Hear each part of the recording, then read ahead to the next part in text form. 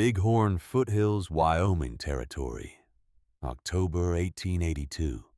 The night had no mercy in it, not the kind of cold that announces itself gradually, that gives a man time to pull his coat tighter and find his way to a fire. This was the cold of the high plains, the kind that arrived without warning and without apology. A cold that understood it had all winter to finish what it started. The stars above the Bighorn Range were extraordinary in their indifference, burning bright and brittle in a sky so clear it seemed to have been scoured clean by something angry. There was no wind yet. That would come. Everyone in the foothills knew it would come. But in that particular hour, in the last thin weeks before the season turned its full fury on the land, there was only stillness. And in that stillness a woman stood before a wall of rock. She was not young, not in the way the territory sometimes demanded youth of people, that particular brand of unthinking optimism that allowed a man to drive a stake into the earth and call it home without first asking what the earth intended to do about it. She was 44 years old, Liesl Bren, and her face carried the particular kind of weathering that comes not from years, but from the quality of what those years contained. There were lines around her eyes that had nothing to do with laughter, and everything to do with measurement, with the habit of squinting at a surface to read its grain, its stress, its hidden truth. Her hands resting at her sides were a craftsman's hands, the knuckles slightly enlarged, the palms calloused in precise locations that told the story of specific tools used for specific purposes over many years. They were not the hands the other settlers expected to see on a woman standing alone on a hillside at 10 o'clock at night in October. She was holding a book, not reading it. The light was insufficient for reading just the cold white wash of stars and the faint glow from the cabin window behind her, 30 yards back across the scrubland. She held it the way a person holds something that belongs to someone who is no longer there, to hold it themselves, close to the chest, with a grip that was neither tight nor loose, but exact the way you carry something irreplaceable when you have finally accepted that it is yours to carry now. The book was a leather-bound journal, its cover stained with the particular grime of fieldwork, with the memory of mortar and granite dust, and the oils of working hands. On the inside cover, in a careful European script, 2 words, Conrad Bren. Her husband had been dead for 8 months. She did not look at the book. She looked at the rock. The granite face rose before her in the darkness, a massive upthrust of ancient stone that had been pushed through the earth's skin by forces so old they predated the concept of time as human beings understood it. It was not beautiful in any conventional sense. It was not the kind of landscape that invited poetry. It was severe and absolute and completely indifferent to the small figures that moved at its base. The settlers and their ambitions and their fragile wooden structures. But Liesl Bren was not looking at the rock face for its beauty. She was looking at it the way she had looked at stone her entire life. She was reading it, and running vertically down the face of that granite wall, barely visible in the starlight unless you knew precisely where to look, was a crack, a fissure, a narrow, deep slot in the rock that was perhaps 3 feet wide at its mouth and tapering back into darkness for 40 feet or more. It was the kind of formation that a person walks past their entire life without seeing. The kind of place that registers as negative space, as absence, rather than as a thing in itself. Liesl Bren saw it as a thing in itself. She had been seeing it that way for 6 months now, ever since the ground thawed in April, and she had begun the long, solitary work of deciding how her family would survive the next winter. She had walked this hillside dozens of times. She had stood at the mouth of the fissure in morning light and afternoon light and the blue-gray light of dusk. She had held her hand at the opening during the spring winds and felt what happened to the air when it entered the crack.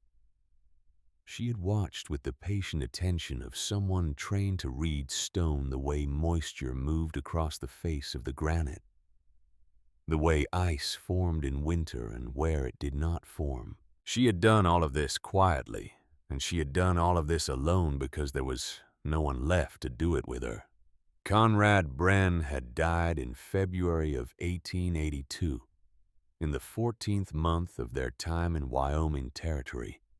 He had died of pneumonia, which was the official accounting of it, but Liesl understood the more precise truth. He had died of a house. He had died of the cold, that the house they had built together could not keep out the cold, that had seeped through every chink seam and wormed its way under every door and accumulated in his chest through weeks of broken sleep, under insufficient blankets. He had died in the end because their shelter had failed at the fundamental task of sheltering. He was 49 years old. He had been, in the exact measure of the word, a genius, not a celebrated genius, not the kind whose name appears in books or whose portrait hangs in public buildings. He was a working genius, the kind whose intelligence lived entirely in his hands and in his capacity to see the physical world with a clarity that most people simply do not possess.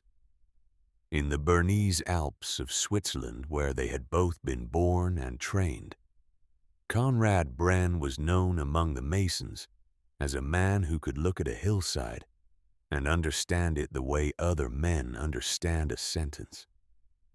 He saw pressure and flow and stillness. He saw where the mountain wanted to move and where it intended to remain forever.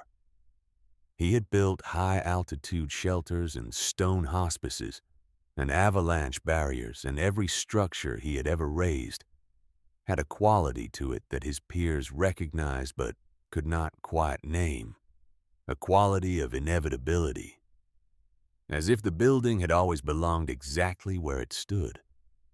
His wife had learned from him for 22 years. She had been his equal in all but the title, because the title was not available to women in the trade, and both of them had understood this without bitterness as one understands weather. When Liesl stood at the mouth of the fissure in the starlight of October, 1882, she was not standing there as a widow. She was standing there as a Mason. And what she saw in that crack in the Wyoming granite was not a curiosity or a hiding place or a geological accident.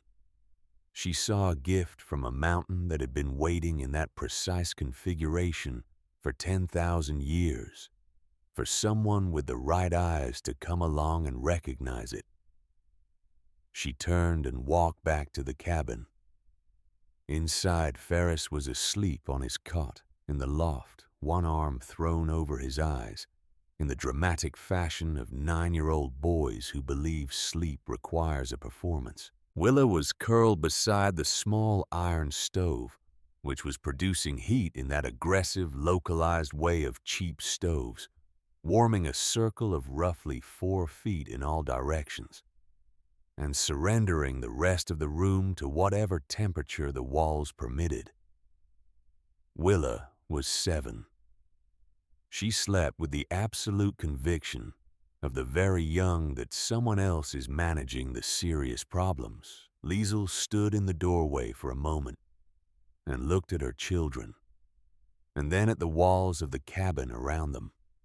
She had built this cabin with Conrad in the late summer of 1880, following the advice of their neighbor Gideon Hale, who was the most respected carpenter in the settlement and who had built perhaps a dozen sound structures in the valley. They had used cottonwood logs as Hale recommended. They had chinked the gaps with a mixture of mud and dry grass as Hale recommended. They had positioned the structure on flat open ground with good drainage and a southern exposure as Hale recommended. The cabin was 16 feet by 20 feet with a sleeping loft, which was what Hale considered adequate for a family of 4. It was by every standard Gideon Hale possessed a good frontier cabin. It was by the standards of a Wyoming winter an elegant way to slowly freeze. Their first winter had been an education delivered without kindness. The wind, which in the Bighorn foothills was not a weather event but a geological force, had found every hairline crack in the chinking and had forced cold air through with a persistence that was almost deliberate. At night, lying beside Conrad under a mountain of blankets and buffalo robes, Liesl had listened to the nails in the roof sheathing groan under the thermal stress, the wood and metal contracting at different rates, in the deep cold speaking to each other, in the high-pitched language of material failure. Some mornings, the inside of the door had been frozen shut, the moisture from their breath having sealed it to the jamb like a weld, and they had to use a kettle of hot water to melt their way out of their own home. Conrad had studied these failures with the focused attention of a man who takes problems personally. He had begun the long process of observation. That spring, walking the hillsides, watching the wind move across the landscape with a scientist's eye. He had crouched at the mouth of the granite fissure for a long time. On a blustery afternoon in May of 1881, holding his hand in the airflow. And then he had come home and said nothing about it, which was his way. He had written about it in the journal instead. 3 pages of notes, 2 diagrams, and a single sentence at the bottom of the second diagram that Liesl would not read until after he was gone. He had not lived long enough to build what the journal described. She crossed the cabin now and sat at the small table by the single window. She opened the journal to the page she had read perhaps 200 times in 8 months. The diagrams were precise and explanatory, a cross-section of the granite fissure from above, with arrows indicating wind flow and the proposed placement of the timber walls. A second diagram showing the critical detail, the narrow gap between the wooden wall and the stone face, with notations in Conrad's careful hand explaining what that gap was and what it was not. It is not a flaw, he had written. It is the wall itself. Dead air is the oldest insulation in the mountains. The gap contains the stillness. The stillness contains the warmth. She knew the physics of what he meant. She had known it since she was a young woman working with her father on high-altitude shelters in the Bernese Alps, structures that needed to hold heat in conditions that made Wyoming look mild. The principle was ancient and simple and almost universally ignored by American frontier builders who had inherited a tradition of massive log construction and generous firepower, of fighting cold with brute force rather than finesse. The principle was, this heat is stolen by moving air. Stop the movement and you stop the theft. She turned to the last page of the journal. She had not shown this page to anyone. She was not ready to show it to anyone, though. She understood with a practical clarity that she would need to be ready eventually, because the time was coming when other people would need to understand what she was doing and why, and the explanations that came from a dead man's handwriting carried a particular authority that her own words in this community in this era would not. The last page bore a date, January 31st, 1882, 4 days before Conrad died. The handwriting was different from the careful script of the technical pages. It was slower, heavier, written by a hand that was working against something. It read, "If I cannot be there to build it, Liesl will." She reads the stone better than I do. She always has. She closed the journal. She sat for a long time in the quiet of the cabin, listening to Willa's small, even breathing and to the distant preliminary moan of the wind beginning to find its direction in the hills above the settlement. Then she stood, banked the fire in the stove, pulled her coat from the hook by the door and went back outside. She had work to do. The community of settlers in the Bighorn foothills was not a large one. Perhaps 30 families scattered across a 10-mile stretch of valley and hillside, bound together by proximity and necessity, and the shared understanding that in this country, a neighbor was not a luxury, but a survival strategy. They traded labor and tools and seed and advice, and the social architecture of the place was as carefully built as any of its physical structures, with its own load-bearing walls and its own vulnerabilities. Gideon Hale was the load-bearing wall. He was 55 years old, a large man whose physical size had been reinforced over 3 decades of carpentry into something that seemed to occupy more space than his body strictly required. He had the square, deliberate hands of a man who has spent his life making things square and deliberate, and he carried himself with the particular confidence of someone who has been right so many times and about such important things that being right has ceased to feel like an accomplishment and has become simply the natural condition of his existence. He was not a cruel man. He was not even in the ordinary sense of the word a proud man. He was something more specific than proud. He was certain. He had built the first structure in the valley that survived a winter without major repair. He had trained 3 younger men who had gone on to build sound homes of their own. He had opinionated helpfully on the construction decisions of every family in the settlement, and in every case his opinion had been sought, offered, received with respect, and followed. This was not a record that bred doubt.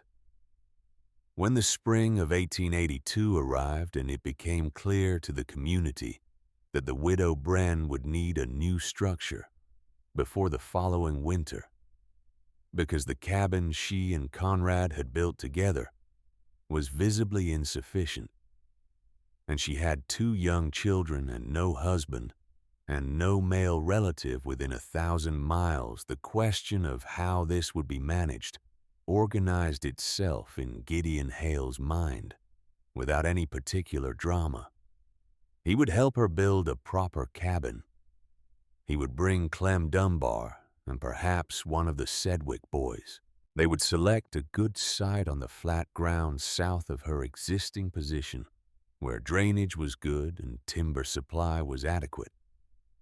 It would take perhaps 2 weeks of solid work and the cabin would be sound, and she would be able to manage the winter without undue hardship. This was what you did for a neighbor. This was how things worked.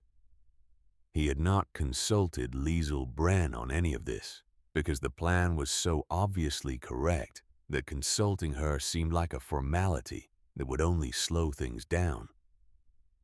He arrived at her door on a morning in late April, with Clem Dunbar beside him, and a general air of organized benevolence. Liesl opened the door before he could knock. which suggested she had seen them coming and stood in the doorway with an expression that Gideon would later describe to his wife as hard to read, which was his way of acknowledging that he had read it incorrectly. He explained his plan. He was thorough and considerate in the explanation, including the site selection, the timber, sourcing the timeline, and the approximate dimensions of the proposed structure. He spoke for perhaps 4 minutes. Liesl listened without interrupting. When he finished, she said, "Thank you, Mr. Hale. I've already chosen my site, and I'll begin construction next week. I won't need additional labor, but I appreciate the offer." Gideon Hale was quiet for a moment. "Where's your site?" he asked. She pointed up the hillside at the granite upthrust, at the fissure in the rock face. The silence that followed had a specific texture. It was the silence of a man who is recalibrating something fundamental and finding that the recalibration is producing results that cannot be correct. "In the crack," he said. It was not quite a question. "In the fissure," she said. "Yes." He looked at the fissure. He looked at her.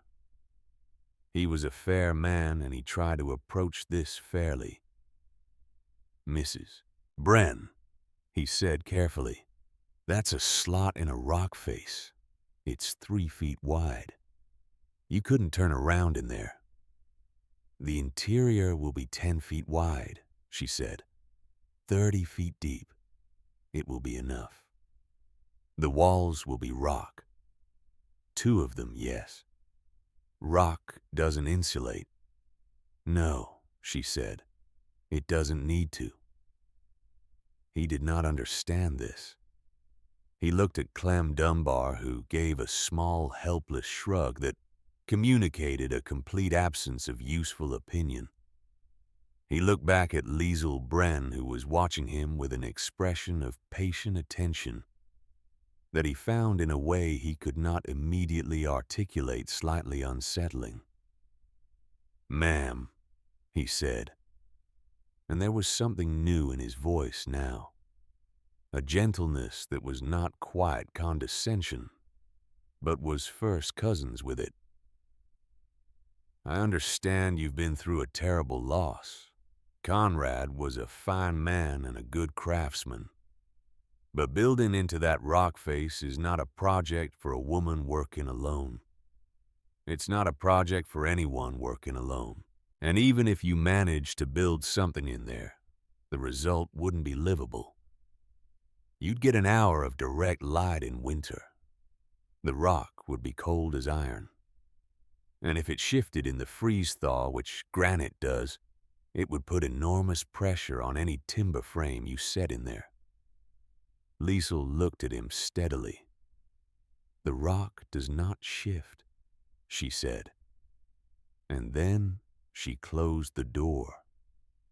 The mockery, when it came, was not vicious. The people of the Bighorn settlement were not vicious people, but they were people under pressure. People who understood in a direct and physical way that winter was not an abstraction, and that bad decisions about construction could have consequences that were lethal and irreversible, and when someone in the community appeared to be making a decision that was catastrophically wrong, the response was the particular kind of concerned public ridicule that communities use when they believe they are performing an act of social rescue. Clem Dunbar told the story of the conversation to his wife that evening, and his wife told it to the wife of one of the Sedgwick boys, and within a week it was the general knowledge of the settlement that the widow Bren intended to build herself a tomb in the rock and live in it with her 2 children. The word tomb was Clem Dunbar's contribution. He was not trying to be cruel. He genuinely believed it. Gideon Hale was more measured in his public comments. He did not call it a tomb. He called it unwise, a word he used with the specific emphasis of a man who has been wrong about nothing for 30 years and finds the experience of watching someone about to be wrong almost physically painful. He stopped by the fissure twice in the first 2 weeks of construction watching Liesel work, and each time he offered his assessment with the careful consideration of a man who believes he is providing a valuable public service. The first time he arrived to find Liesel chiseling the interior face of the fissure with a mason's hammer, and a set of cold chisels removing protruding granite flakes and smoothing pressure points with a precision that he recognized despite himself as professional. She was not trying to make the walls flat.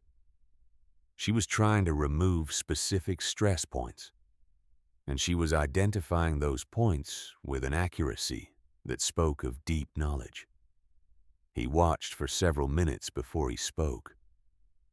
"You're wasting the good building months," he said. "You should be framing walls, not chipping rock." Liesel did not stop working. She said without turning around, "I am preparing the foundation." "That's not a foundation. That's a wall." "In this case," she said, "the wall is the foundation." He didn't have an answer for that, which annoyed him considerably. He left. The second time he arrived with Clem Dunbar, because there is a specific social calculus that operates in small communities where the presence of an audience transforms a private conversation into a public one. And Gideon Hale understood, perhaps not consciously, that public conversations carry more weight. He found Liesel in the process of scribing a log to the contours of the rock face, a technique he had never seen and did not recognize. She had laid a length of timber into the fissure with its raw surface against the stone, and she was using a small compass-like tool, holding one point against the undulating surface of the granite and drawing the other along the face of the log, transferring the exact profile of the rock onto the wood. The tracing was incredibly precise.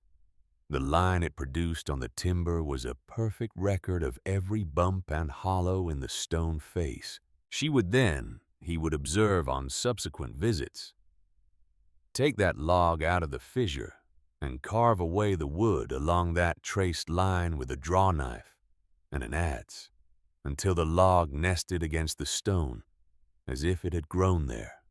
No gap. No chinking.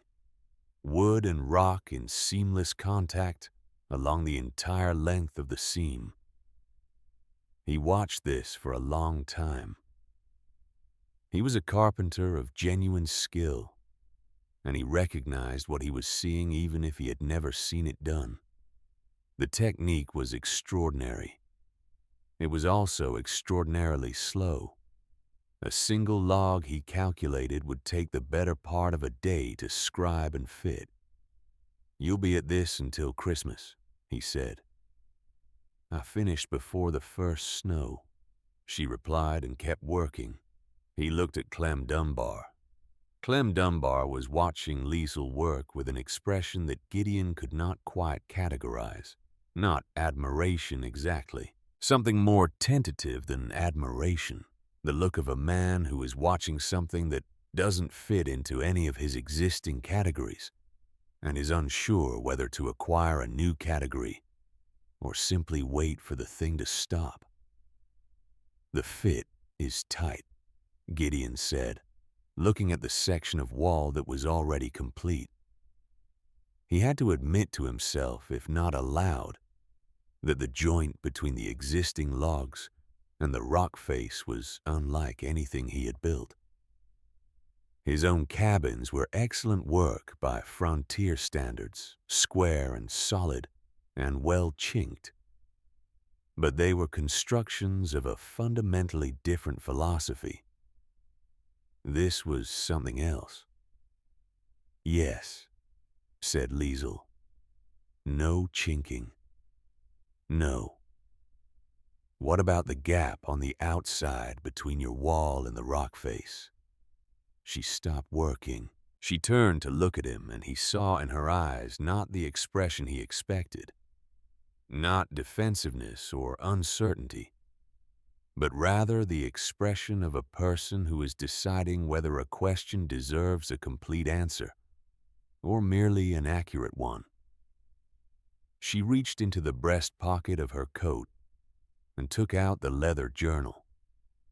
She opened it to a specific page and read aloud in the flat, careful tone of someone quoting a primary source. "Still air is the oldest insulation in the mountains.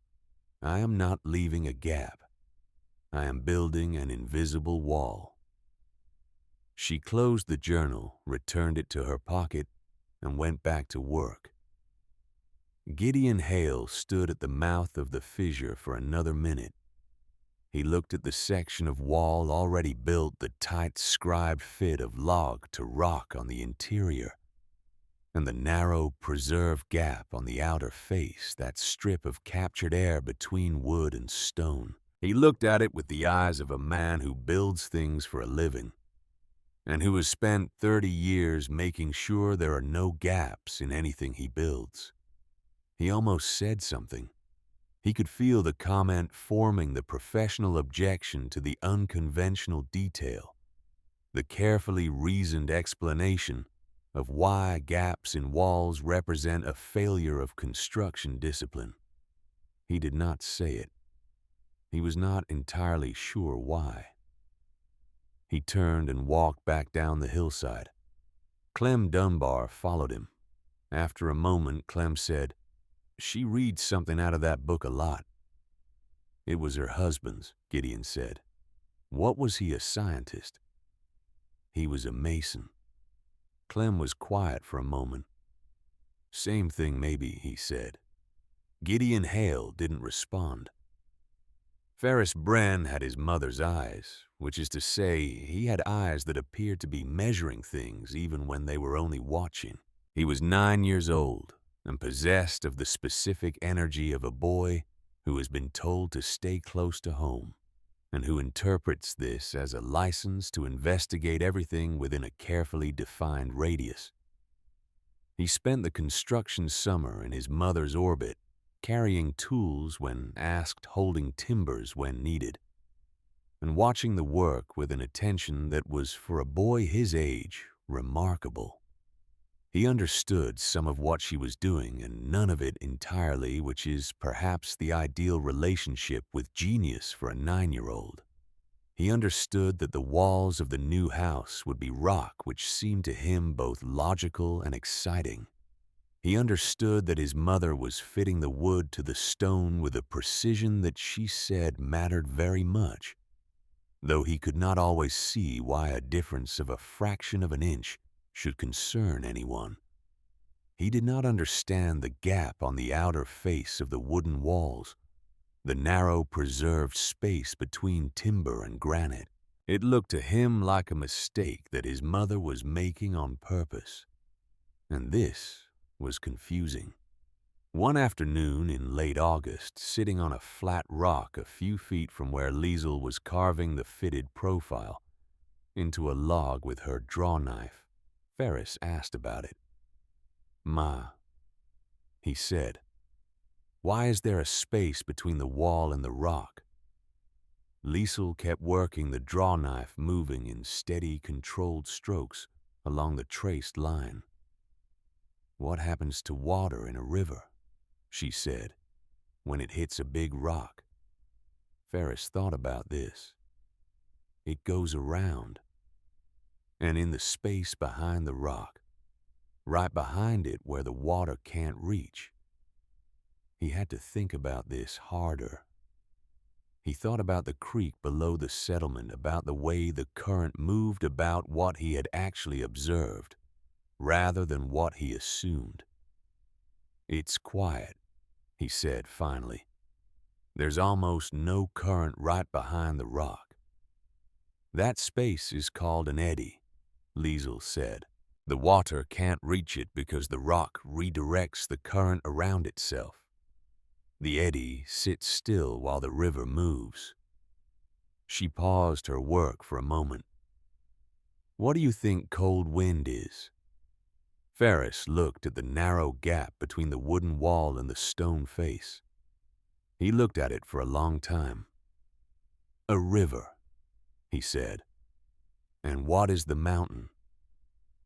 He was quiet for a moment. "The rock in the river," he said. Liesel smiled, a rare and complete thing. "Your father explained it to me the same way," she said. "Except he used the Are River and a boulder near Thun. Different river. Same water." She went back to her carving. Ferris sat on his rock and looked at the gap between wood and stone and saw it for the first time not as an absence, but as a presence. Not a flaw, but a feature. Not emptiness, but captured stillness. Willa, who had been asleep in the shade of a nearby juniper with her doll under her arm, chose this moment to wake up and announce that she was hungry, which ended the lesson but not its effect. By the time the first light snow dusted the Bighorn Peaks in late October, the structure was complete. Standing back from it, even Liesel had to acknowledge the strangeness of what she had built. From a distance from 50 yards down the hillside, you did not see a cabin at all. You saw a rock face with a wooden door set into it. The door framed by timber and flanked by 2 small, heavily shuttered windows. The whole thing so flush with the granite that it appeared to be a natural feature of the landscape. A mine entrance, perhaps, or a storage vault cut into the hillside by some previous occupant. The roof was steeply pitched and extended to be flush with the outer face of the cliff, the sheathing tight and waterproof. The single exposed face of the structure, that 10-foot-wide front wall, was built of the same scribed and fitted timber as the side walls, every joint precise, every surface sealed. The back wall disappeared into the narrowing end of the fissure, plugged deep into the stone, unreachable by any wind that moved across the surface of the earth. On the evening she completed it, Liesel built a fire in the small iron stove she had moved from the old cabin. She sat in the single wooden chair she had placed in the center of the space and watched the warmth develop. It was different from the warmth of the old cabin, different in a way that was difficult to name, but impossible to mistake. In the old cabin, the heat had been a constant struggle, a thing you fought for foot by foot against a cold that pressed in from every surface. Here the warmth gathered. It accumulated quietly, the way water fills a vessel without drama or urgency. The stove was burning at perhaps a third of the rate she had used in the old cabin, and the temperature in the room was already higher. The walls did not conduct the cold inward, because the massive thermal mass of the granite had reached its equilibrium with the surrounding rock long ago, and was not the cold, frigid surface that an exposed external wall would be. The gap between wood and stone trapped a column of air that did not move and therefore did not steal heat. And the single exposed front face, 10 feet wide against the wind instead of the combined 60 or more feet of a conventional cabin, had so little surface area that the heat loss through it was almost negligible. Liesel sat in the chair and put her hand flat on the interior wall of the fissure, on the living rock of the Wyoming mountain. It was cool, but a deep, stable cool, the cool of something that had not changed its temperature in centuries and did not intend to begin now. Not the hungry cold of an exposed wall reaching inward for whatever heat it could find. Simply the permanent temperature of the deep earth, which ran warmer than the winter air above it. She kept her hand on the stone for a long time. Ferris appeared in the doorway, looked around at the small warm room at the stove, glowing orange at his mother, sitting with her hand on the rock wall. Willa pushed past him and made directly for the stove with the instincts of a child who has learned to find warmth. "Is it ready?" Ferris asked. "Come feel the wall," Liesel said. He crossed the room and put his hand on the rock next to hers. He held it there. "It's warm," he said, surprised. "It's not warm," she said. "It's still. There's a difference. Warm is something you generate. Still is something you protect." She removed her hand and looked at him. "Your father understood that difference.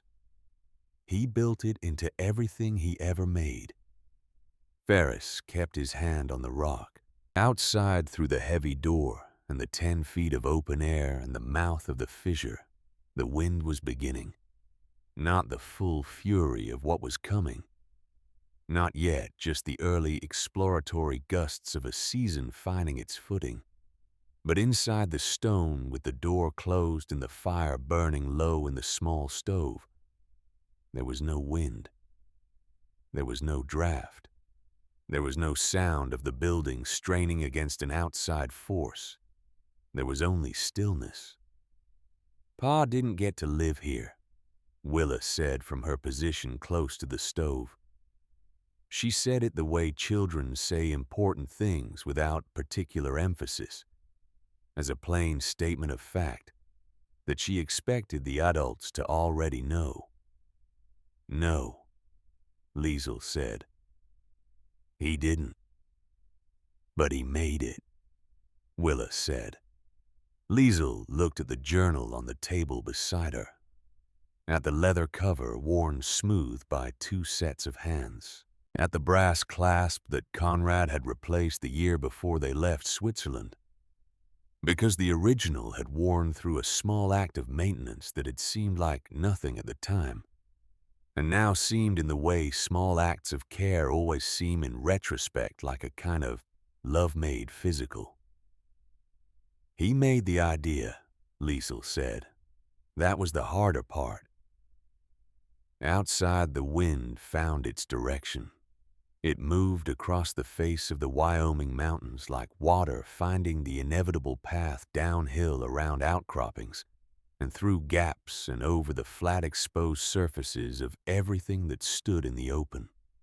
It reached the granite upthrust and split around it the 2 halves of the current, curling past the massive stone face on either side, and behind the stone in the narrow fissure where the wooden door was sealed, and the small stove burned, and the 2 children settled into the particular warmth of a house that was also in some essential sense a harbor. The air barely stirred.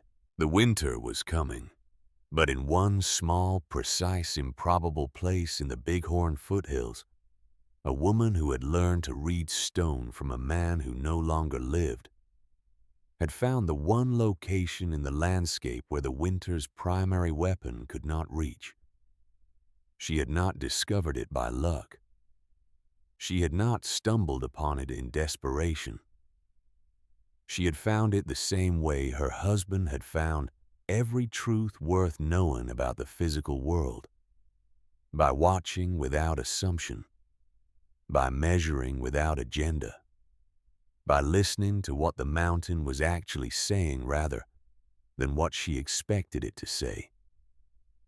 And what the mountain had been saying in that particular configuration of ancient granite for 10,000 years before Liesel Bren arrived with her compass tool and her dead husband's journal and her 2 sleeping children and her calloused expert hands, was something very simple.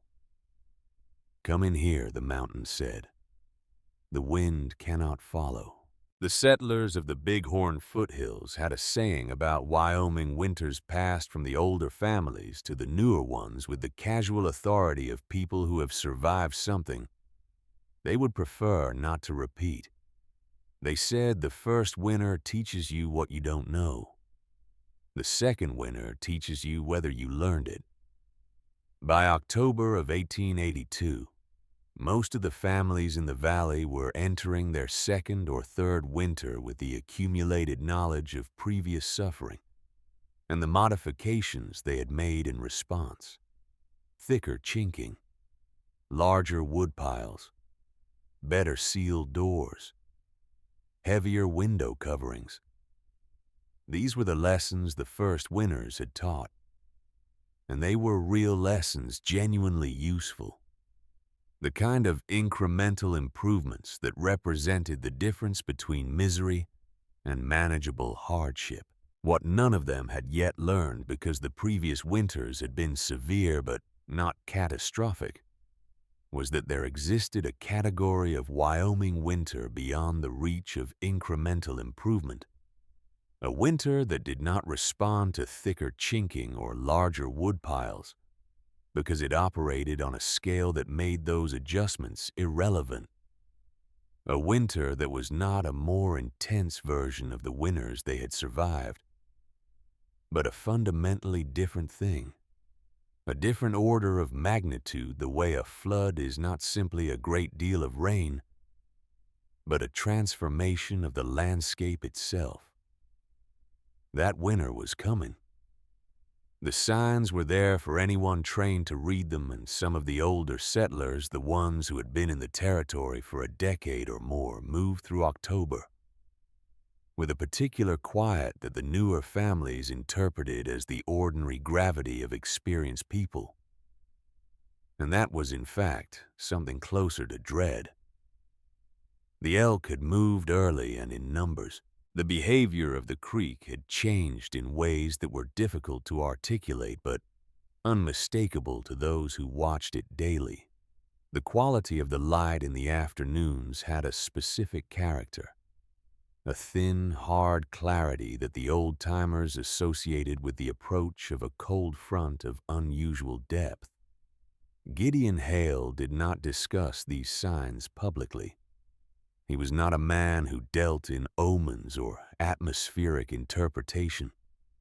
He believed in preparation, in the solid, quantifiable work of stacking wood and sealing gaps and reinforcing structures against the known forces of winter. He spent October in this work with a focus that his wife privately described as driven, though she said it only to herself. He had 4 cords of wood stacked against the south wall of his house.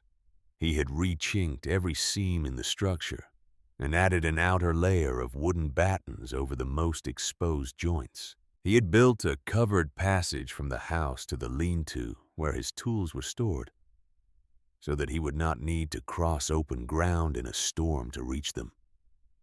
He had done everything a man of his knowledge and experience could do to prepare a conventional structure for an unconventional winter. He had not visited Liesl Bren's completed structure. He had seen it from a distance, that strange wooden door set flush into the granite face, and he had formed opinions about it that he kept largely to himself, because she was a widow and a neighbor, and there was a limit to how much a decent man could publicly criticize the decisions of a woman in her position. Privately, he believed it would be cold and dark and structurally compromised within the first month. He was wrong about all 3. He would discover this in the most uncomfortable way possible. Clem Dunbar visited Liesl in early November, ostensibly to deliver a side of salt pork that his wife had sent as a neighborly gesture, and actually to examine the completed structure under socially acceptable cover. He stood in the open doorway for a moment before stepping inside, and the expression on his face when he turned back to Liesl was one she had seen before, on the faces of men who have encountered something that does not fit their existing understanding. "It's warm in here," he said with the slightly accusatory tone of a person identifying an unlikely fact. "Yes," said Liesl. He looked at the walls of living granite at the stove, burning with a quiet modesty that seemed inconsistent with the temperature of the room. He looked at the narrow windows sealed against the November air. He looked at the ceiling, which was lower than a conventional cabin's but higher than the Fisher's natural ceiling, supported by heavy transverse timbers that Liesel had fitted into notches cut into the granite face on either side. "How much wood are you burning?" he asked. "About a quarter cord so far this month," she said. He did some mental arithmetic and his expression shifted. "That's not right," he said. "That can't be right." "I can show you the stack if you'd like," she said. He declined the offer, accepted the implied point, and carried the salt pork to the table with the slightly deflated manner of a man whose errand of charity has turned out to be more complicated than anticipated. He stayed for coffee and asked questions that he tried to make sound casual, and Liesel answered them without elaboration. And when he left, he walked back down the hillside in the particular silence of a man reassembling his understanding of something. He did not discuss this visit with Gideon Hale. He was not entirely sure why. The cold arrived in earnest in the first week of December, announcing itself not with the gradual temperature drop that the settlers had come to expect, but with a front that moved through the Bighorn foothills in the space of a single afternoon, dropping the temperature 30 degrees in 4 hours. By the time the sun went down on the 8th of December, it was already colder than anything the previous winters had produced. This was not the winter's final word. It was the introduction. The families settled into the routines of winter survival, the constant monitoring of wood supplies, the management of the livestock that had to be kept alive through the cold, the social calculation of when to make the dangerous transit between homes and when to stay put. The settlement became quieter. Smoke rose from every chimney in quantities that told the story of each family's thermal situation as clearly as any accounting. A thin column meant a well-built house or careful conservation. A heavy, constant plume meant a losing battle. Liesel Brenn's chimney, the one that rose from the stovepipe through the stone roof of the Fisher structure, produced a thin, steady column that the closest neighbors noticed without knowing quite what they were noticing. At her rate of consumption, her wood supply would last the entire winter with a substantial margin. This was not information she offered, and nobody asked because the questions such information would generate were not ones the community was yet ready to ask. Inside the stone, the winter was a presence without authority. It existed large and cold and entirely real on the other side of the granite walls and the wooden door. But it did not enter. The temperature inside the structure held at 62 to 65 degrees on the worst nights, maintained by the small stove, burning at a moderate pace, with the patient, unhurried efficiency of a machine that is not being asked to do more than it was designed to do. Liesel regulated the fire with the precision of a person who has worked with thermal dynamics long enough to understand it as a material, rather than as a comfort, adjusting the damper by small increments, banking the coals at night, in a way that required experience to achieve correctly, and that produced a warmth that lasted until morning without demanding additional fuel. Ferris and Willa moved through the space of their winter in the stone with the uncomplicated acceptance of children who adapt to circumstances without requiring those circumstances to conform to prior expectations. The room was small, 10 feet wide and 30 feet deep, which in the accounting of frontier cabins was not particularly cramped for a family of 3. Liesel had arranged it with care. The stove in the center, the sleeping area at the back, where the fissure narrowed and the thermal mass of the surrounding rock was greatest. The work and living space near the front, where the two small windows admitted what light the winter days provided. Ferris did his lessons at the wooden table near the window each morning.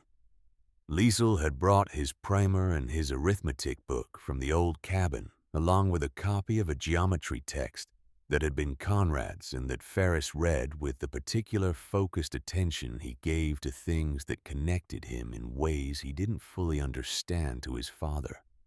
Willa drew pictures at one end of the table with the charcoal sticks Liesel made for her by charring small pieces of cottonwood in the stove.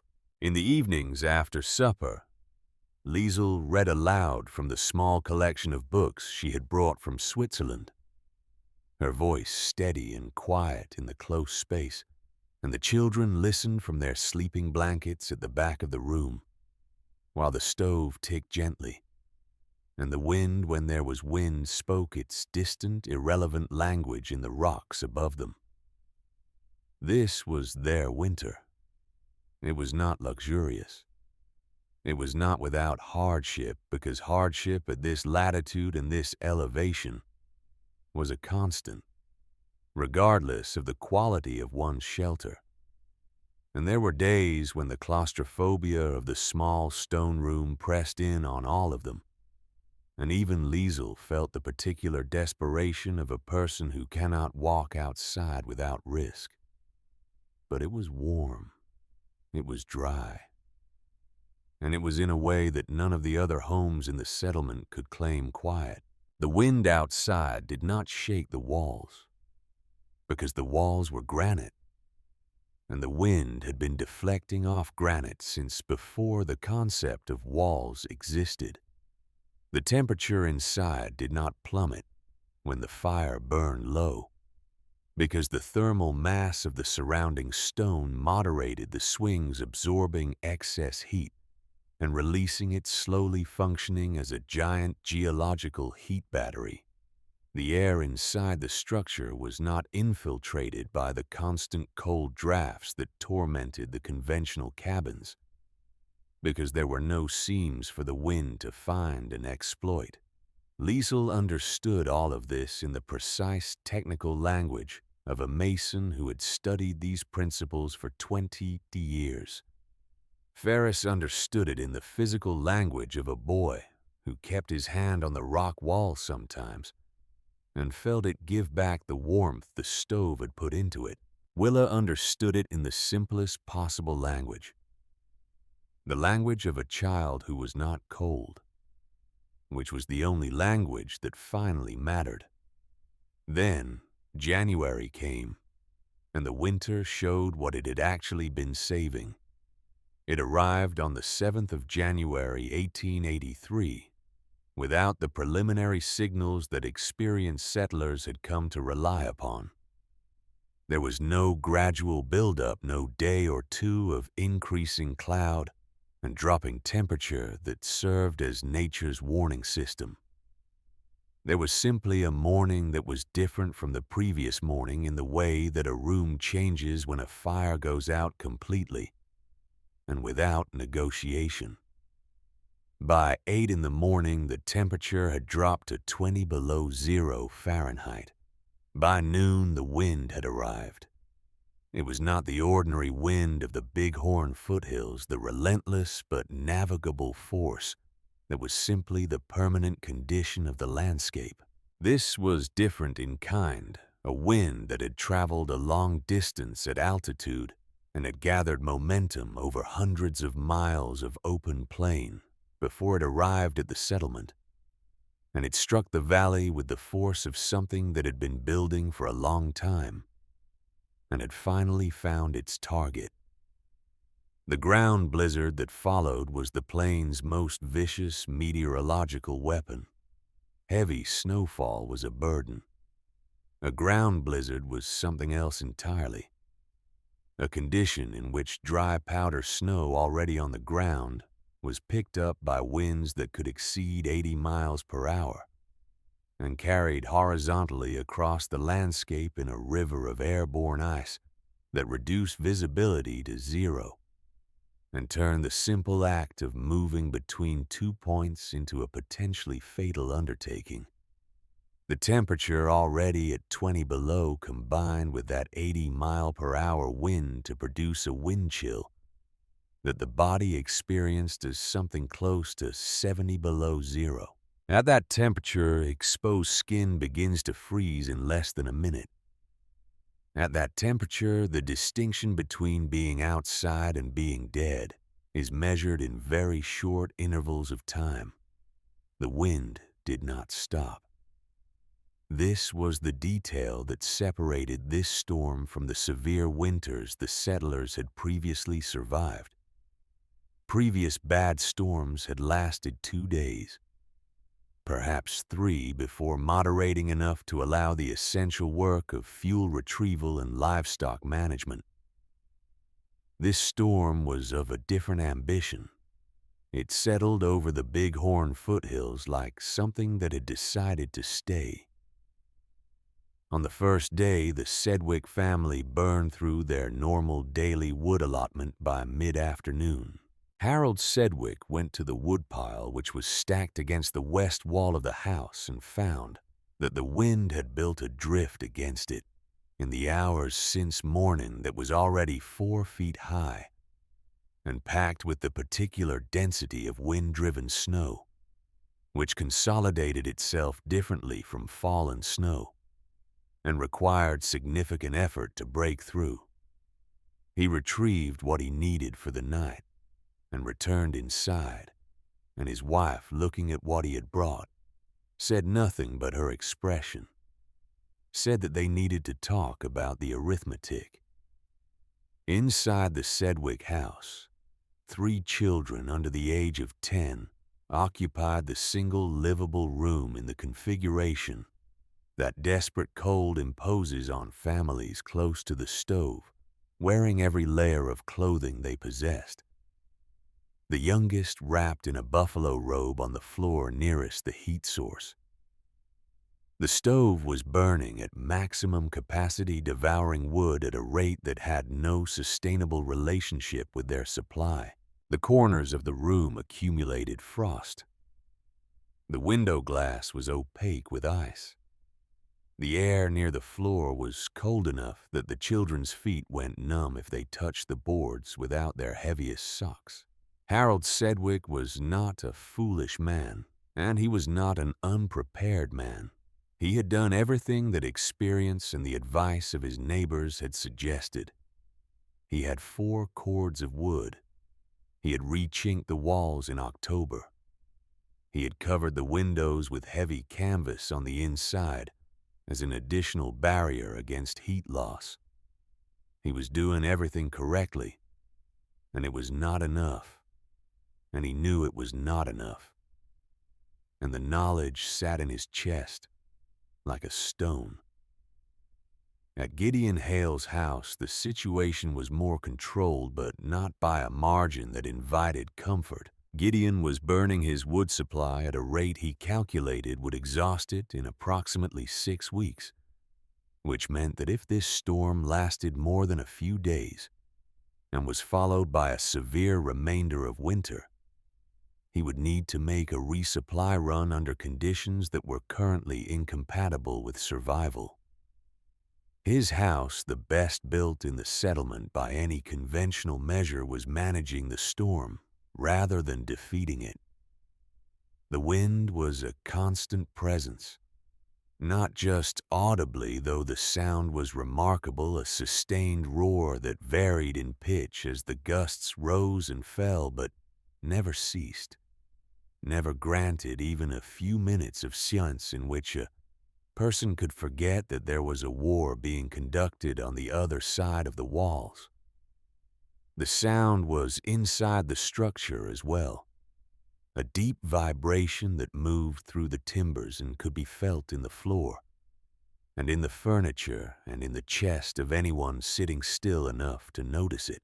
Fine snow, ground to a powder by the wind, found the microscopic paths through the wall construction, and deposited itself in thin white lines along the baseboards beneath the windows. The floor near the door was cold enough that standing on it in stocking feet for more than a minute produced real discomfort. Gideon Hale sat in his chair by the stove on the evening of the third day and listened to his housework against the storm, and was honest with himself, which was one of his genuine virtues about what he was hearing.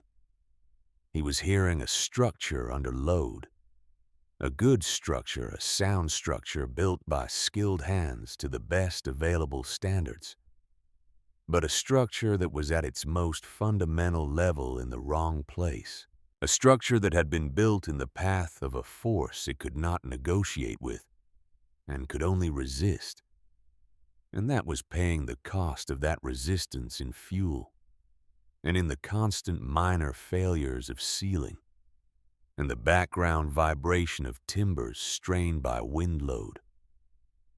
He thought about the stone door set into the granite face, 300 yards up the hillside. He did not think about it directly. He thought about it the way a man thinks about something he has dismissed and is not ready to revisit. It appeared at the edge of his consideration, and he moved his attention away from it and thought about other things, about the wood supply and the livestock and the drift that was building against the north side of the house. But it came back. It came back with the patient persistence of a fact that has decided it will eventually be acknowledged. On the fifth day, Harold Sedgwick made the transit to his woodpile and discovered that the drift against it had grown to 6 feet and had consolidated to the hardness of packed earth. He dug for 3 hours in temperatures that should have made 3 hours outside a fatal undertaking, sustained by the absolute necessity of the task and by the particular stubbornness of a man who has no alternative. He retrieved approximately a day and a half supply of wood and returned inside with ice in his beard and a look in his eyes that his wife recognized as the look of a man performing a calculation that is not producing acceptable results.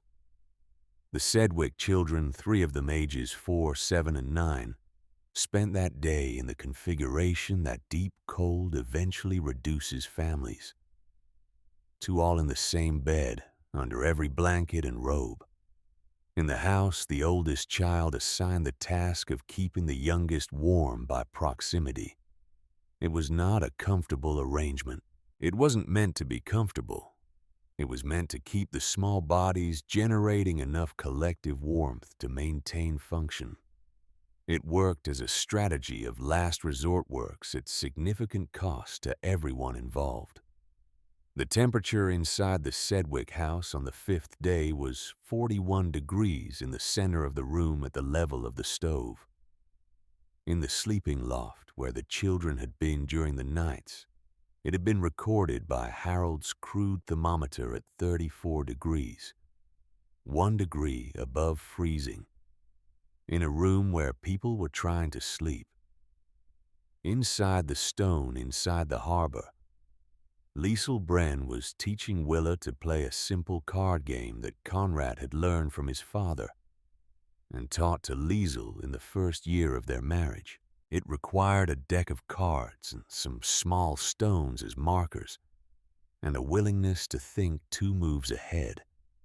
And Willa, who was 7, was exhibiting a willingness to think approximately 1 move ahead with occasional flashes of 2.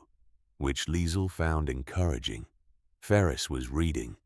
He had finished his primer for the 3rd time and had moved on to the geometry text, working through the theorems with the absorbed concentration of a child who has discovered that the world has underlying rules and that knowing the rules produces a specific kind of satisfaction.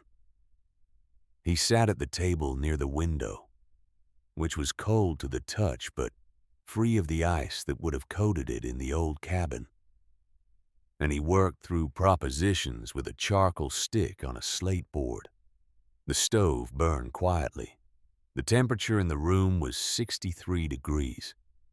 The wood consumption for the day would amount to approximately half of what the Sedgwick family had burned by noon.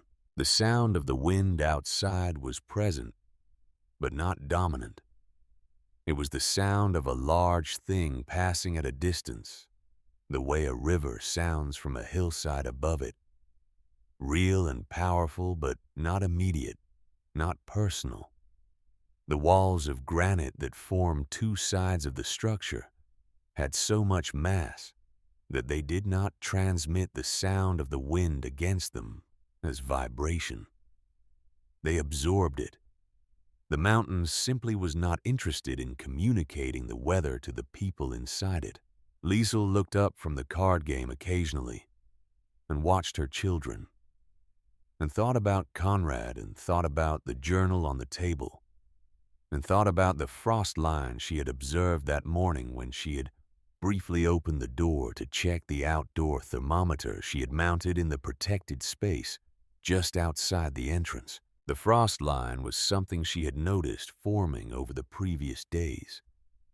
The way moisture in the air was freezing against the outer face of the granite as the storm drove wet air against the cold stone. The entire visible face of the cliff was developing a thick, crystalline fur of frost. But the frost stopped at the exact vertical line where the protected space between the outer face of the wooden wall and the granite began. On one side of that line, the exposed rock face was white with frozen moisture. On the other side, in the sheltered channel of trapped still air, the temperature was just warm enough, just stable enough that the moisture could not freeze. The line was as sharp as if it had been drawn with a ruler. It was the most precise physical demonstration of what the design was accomplishing that Liesel could have asked for.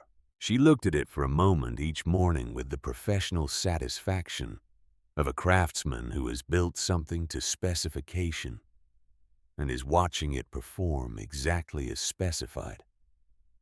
On the 9th day, Gideon Hale's covering went.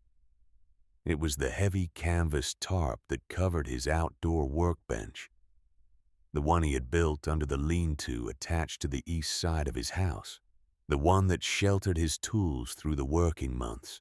He had secured it with a combination of ropes and wooden stakes driven into the frozen ground, and it had held through 8 days of wind that would have stripped a less carefully secured covering in the first hour. But the wind on the 9th day produced a gust of particular violence, a gust that exceeded everything that had preceded it by a significant margin, and the tarp went. Gideon was inside when it happened. He heard it a sharp report, like a rifle shot, followed by the loud percussion of heavy canvas in a full gale. And he was at the door within seconds, but the tarp was already gone, carried up and away into the white horizontal river of the ground. Blizzard disappeared in less than 3 seconds into a storm that had no interest in returning what it took. His tools were exposed. This was not a sentimental concern. These were the tools of his profession accumulated over 30 years and representing a capital investment that could not be easily replaced in Wyoming territory in 1883.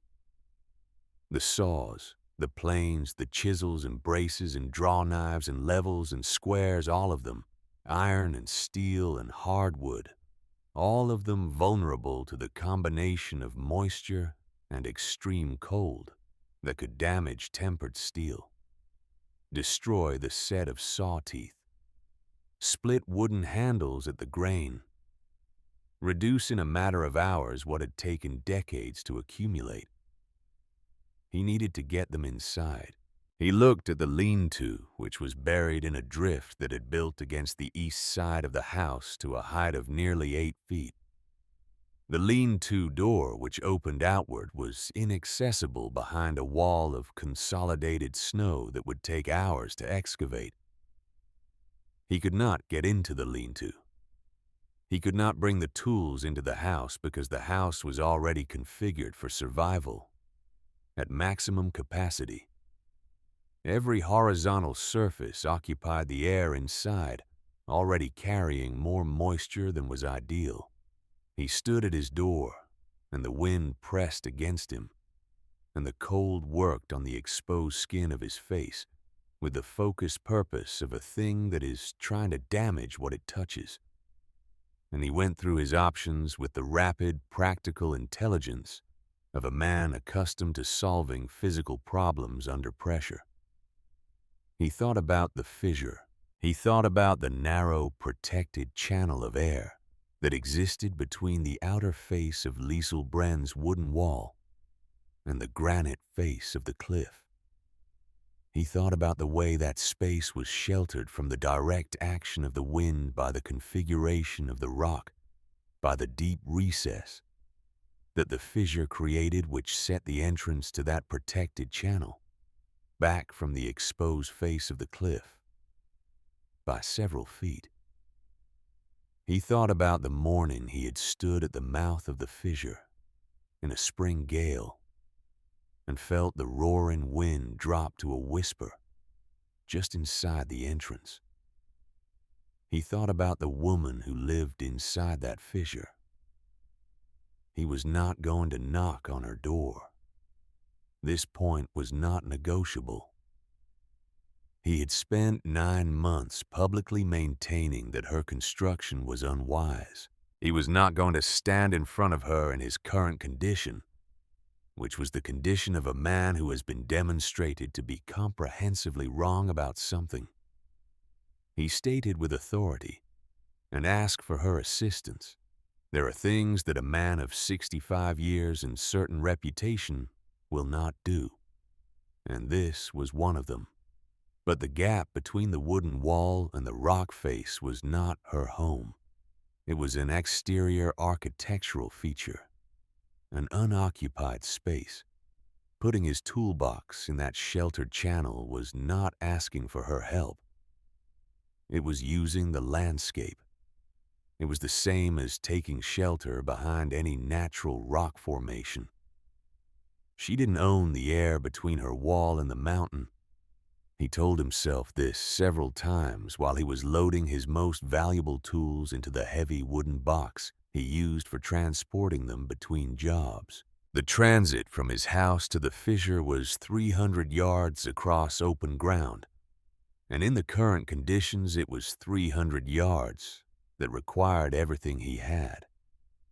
The wind struck him the moment he left the lee of his house and pressed against him with a sustained malevolent force that was not content to simply impede his progress, but seemed genuinely interested in ending it. He moved with the box held against his chest, navigating by the orientation of the hillside because he could not see more than 2 feet in front of him, the snow driving horizontally into his face with a force that was indistinguishable from physical blows. It took him 20 minutes to cover those 300 yards.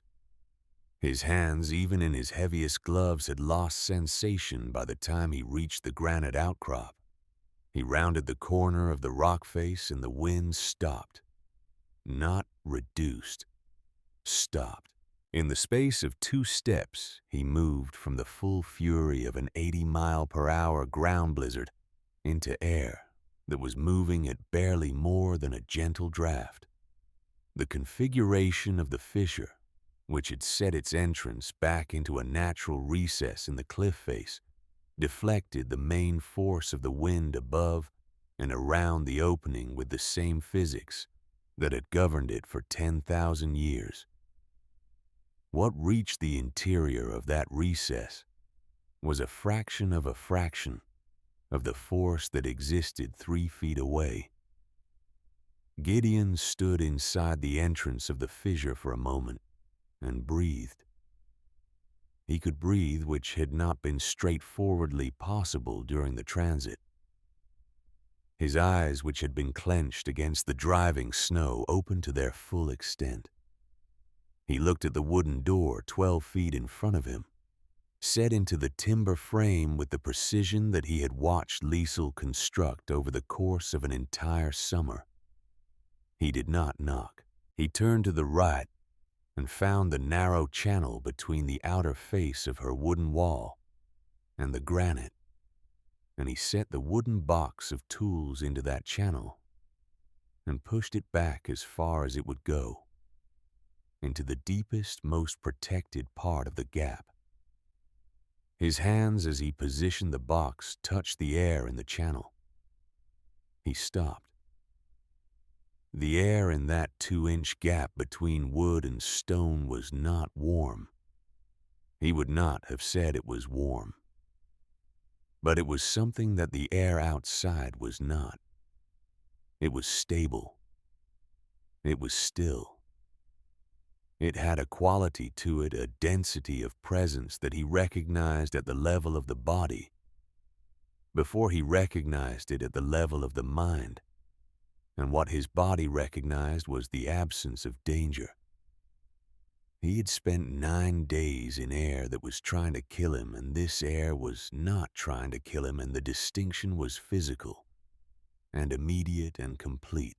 He knelt in the entrance of the fissure, with his hand in that 2-inch channel of still stable air.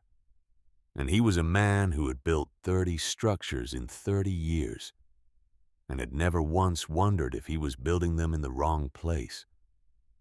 And for approximately 45 seconds, he did nothing but kneel in the comparative quiet and breathe. Then he stood up, turned back into the storm, and walked home. He did not fully understand what he had felt. He understood the mechanics of it, understood at a technical level that the sheltered gap was insulated from the convective action of the wind, and therefore retained warmth in a way that exposed air could not. He had known this technically from the moment Liesel had read that passage from the journal to him in August. He had known it as information. He had not known it as experience until his hand went into that gap and his body told him something that his mind had been successfully refusing to accept for 9 months. He carried that knowledge home through the storm, and he sat in his chair by the stove, and he thought about it for a long time, and his wife, who was a perceptive woman, said nothing and brought him coffee and left him to think. Outside, the storm continued its second week with the same focused, impersonal intensity it had maintained since the 7th. The wind did not tire. The temperature did not moderate.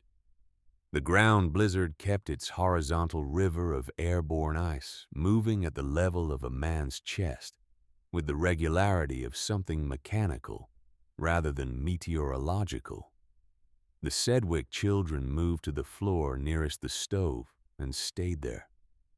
Their father's woodpile was more than half depleted.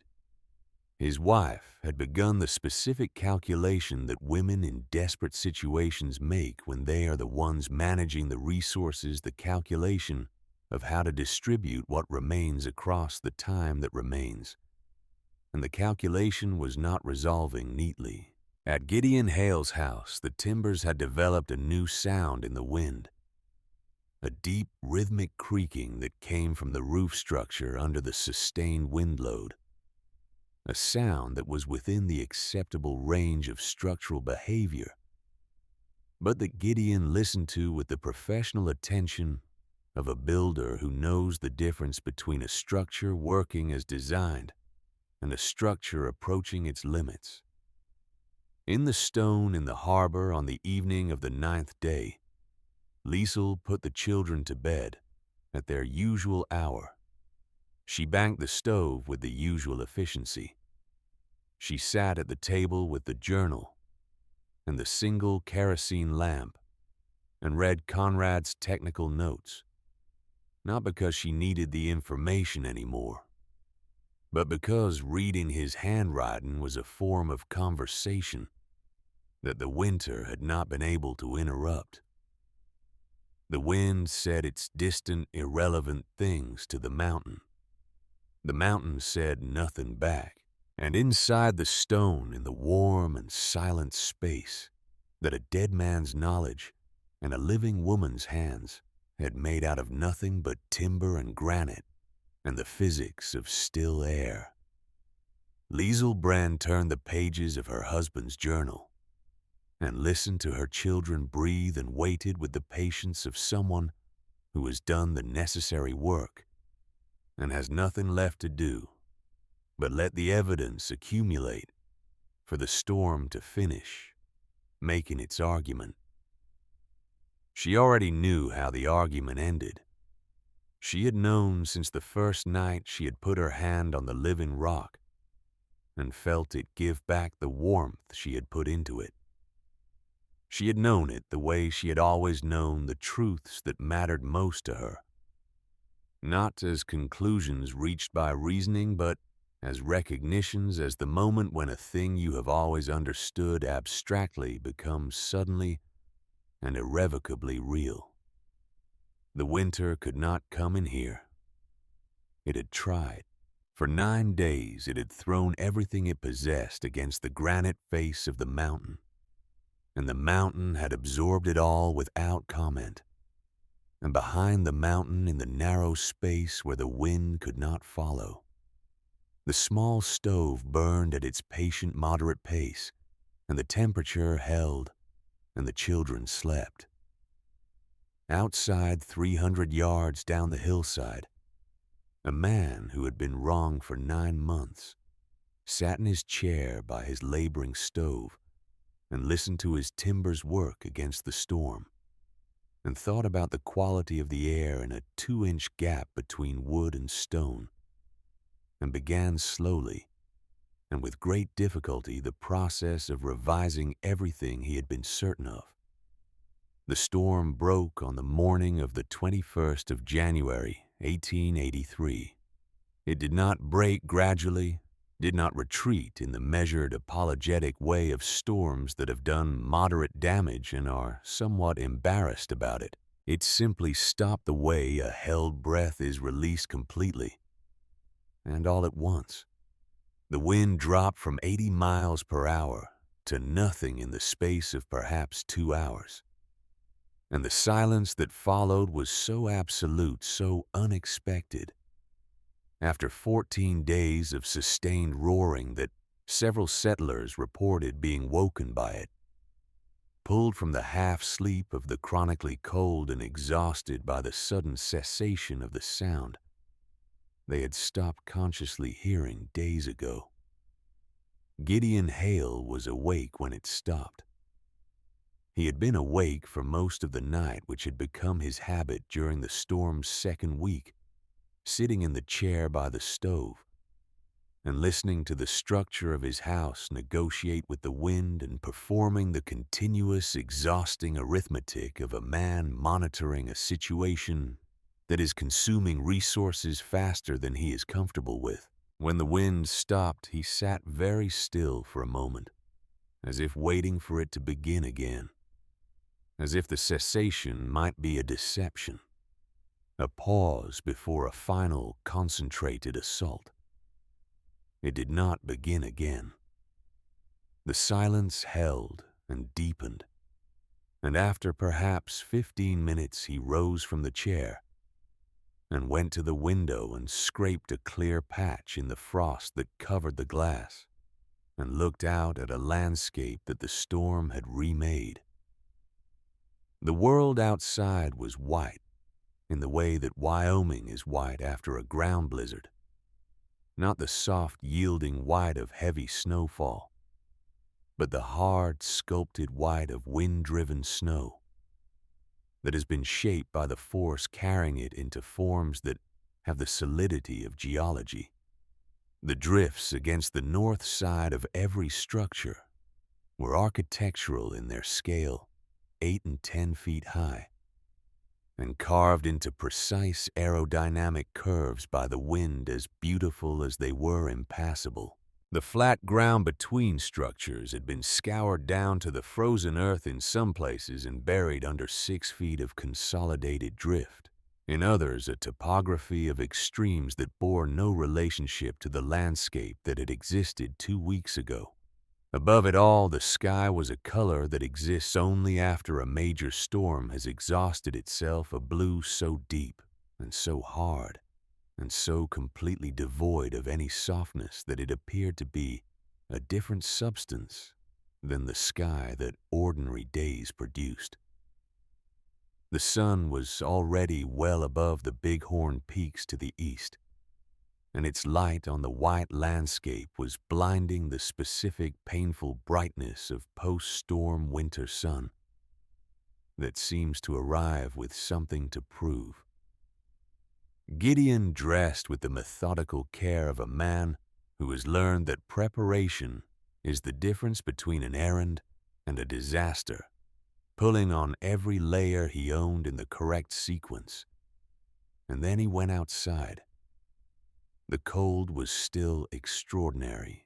The thermometer on the south wall of his house read 14 below zero, which was a significant improvement over the storm's peak temperatures and was still cold enough to be fatal to anyone who stopped moving in the open. But the absence of wind transformed it from the lethal, body-stripping cold of the blizzard into something that could be managed by anyone wearing adequate clothing and moving with purpose. Cold without wind is simply cold. Cold with wind at 80 miles per hour is something that belongs in a different category of experience. He stood in front of his house for a moment and looked at the settlement, or what could be seen of it.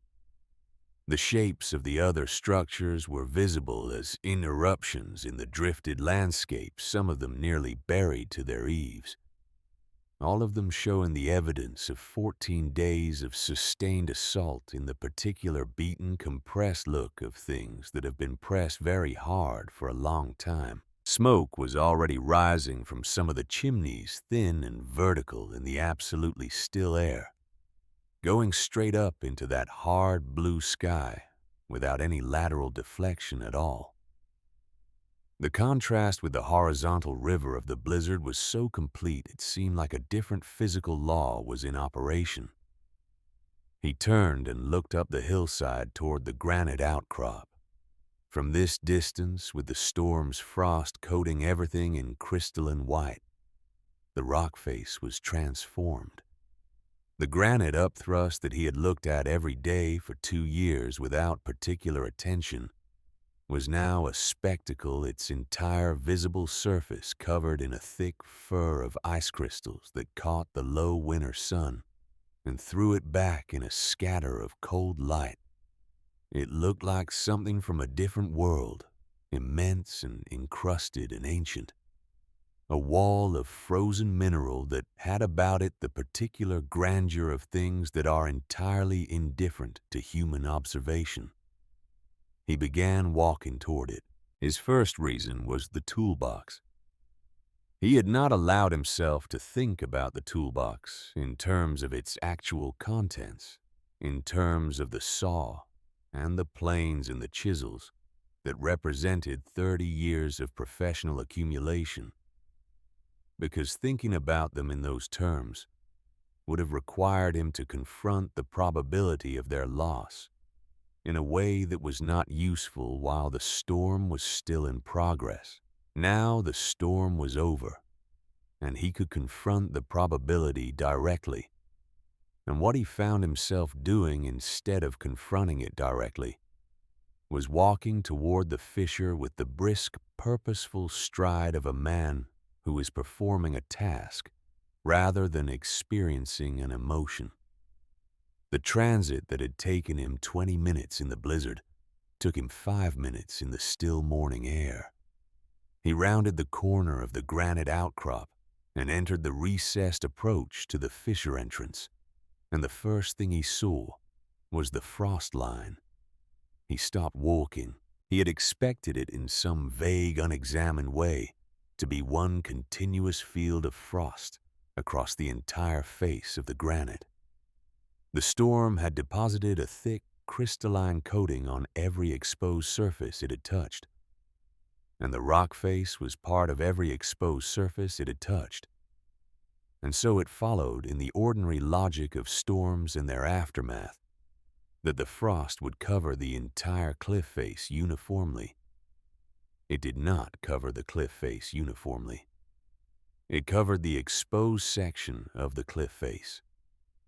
The section to the left of the entrance of the fissure, the section that faced directly into the open valley and received the full force of the wind-driven moisture during 14 days of ground blizzard, was coated in frost so thick it had a sculptural quality. Individual ice crystals grown into elaborate branching forms that covered the rock to a depth of perhaps half an inch, in places white and complex and entirely opaque. And the frost stopped. It stopped at a vertical line so precise, so geometrically exact, that Gideon Hale stood before it for nearly a full minute simply looking at it, because what he was seeing was not a natural phenomenon. Natural phenomena do not produce straight lines. The boundary between frost and clear rock was a vertical edge as sharp as a carpenter's chalk line running from the base of the cliff to a height of perhaps 20 feet, marking the exact boundary between the air that had been exposed to the storm and the air that had been protected by the configuration of the fissure and the structure built inside it. To the left of the line, white, elaborate, crystalline frost coating. To the right of the line, bare granite, dark with its natural color, completely dry. Not a crystal of frost on its entire surface. The still air trapped in the channel between the wooden wall and the rock had been just warm enough, just stable enough over the course of 14 days that the moisture in the outside air could not freeze within it. The boundary layer of the still air had prevented the thermal conditions necessary for frost formation from developing, and the result was this impossible razor-sharp line on the face of the mountain, this physical signature of the design drawn in frost and clear stone. Gideon looked at it for a long time. He was a man who built things, and he understood the physical world primarily in terms of what constructions could and could not do. And what he was looking at was a construction demonstrating its capability in the most direct and unambiguous terms possible. The frost line was the equivalent of a structural test performed at full scale under extreme loading conditions, and the result was drawn on the face of the cliff in a medium that could not be argued with. He turned to the right and found the gap between the wooden wall and the rock. He reached his hand into the channel and touched the air. It was cold. He would not deceive himself about that. It was cold in the way that any enclosed outdoor space is cold after 14 days of temperatures at 20 below zero. But it was a still cold. A cold that was not moving, and cold that does not move does not take heat from the things it touches, with the brutal efficiency of cold air in motion. His hand in a heavy glove felt the cold, but did not feel the cold reaching through the glove. The cold was ambient rather than aggressive. It was the cold of a place that had been insulated from the worst of what the storm had done. He reached further into the channel and found the wooden box of tools. His hands closed on the box handles, and he pulled it out, and he braced himself for the weight of tools encased in ice, for the specific resistance of metal parts, frozen to each other by the moisture that penetrates every gap and locks every moving part when the temperature falls far enough. He had left tools in the cold before. He knew what happened. What he found was a wooden box with a light dusting of powder snow on the top surface. He set it on the ground and opened it. The tools inside were cold. He picked up the largest saw, a 26-inch panel saw that had been his father's, and that he had resharpened so many times he had a private reckoning of exactly how many more resharpenings the plate would accept before the kerf became unacceptable, and he ran his thumb lightly across the teeth. The teeth were clear, not iced, not gummed with frozen moisture, clean and sharp and set exactly as he had left them in November. He picked up the rabbit plane. The sole was cold but dry, the iron set. True, the chip breaker seated against the iron with the precise tension he had adjusted for the last job he had done with it. He worked the lever cap loose and took the iron out and held it up to the winter sun. The edge caught the light cleanly. No pitting, no surface rust, no moisture damage. He checked the chisels. He checked the brace and the set of bits. He checked the marking gauge and the combination square. Every tool was cold and every tool was undamaged. Not one of them showed the effects of exposure that he had fully expected to find. Gideon Hale knelt in the entrance of the fissure in the January morning with the sun just clearing the peaks to the east and the frost line impossibly precise on the cliff face above him, and the toolbox open on the ground before him, and he held his father's panel saw in both hands. And he did something he had not done in front of another person since he was a young man. And his father had died. He was quiet for a very long time. When he stood, his knees ached from the cold ground, and his face was burning from the sub-zero air, and his breath came in heavy clouds that rose straight up into the still morning. He packed the tools back into the box with the methodical care that long habit imposed on the handling of good tools, and he latched the box and he lifted it, and he walked to the wooden door, set into the granite face, and he knocked.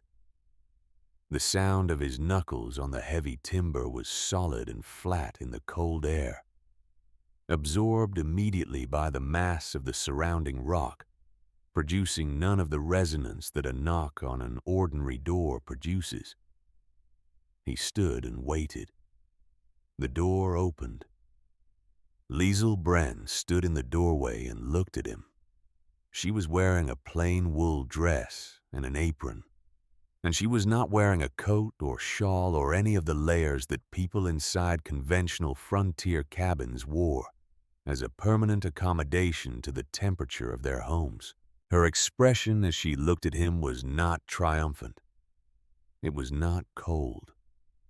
It was the expression of a woman who has been waiting with patient confidence for an event she knew would occur, and who finds now that it has occurred that she feels about it primarily a kind of weary relief rather than anything more dramatic. From the doorway he felt it immediately. Not a blast of warmth, not the fierce localized heat that poured from the open door of a conventional cabin, whose stove was burning at maximum capacity to maintain a marginally livable temperature. What came through the door of the stone cabin was a gentle, even encompassing warmth. The warmth of a room that had been at a comfortable temperature for weeks and had required no particular effort to maintain.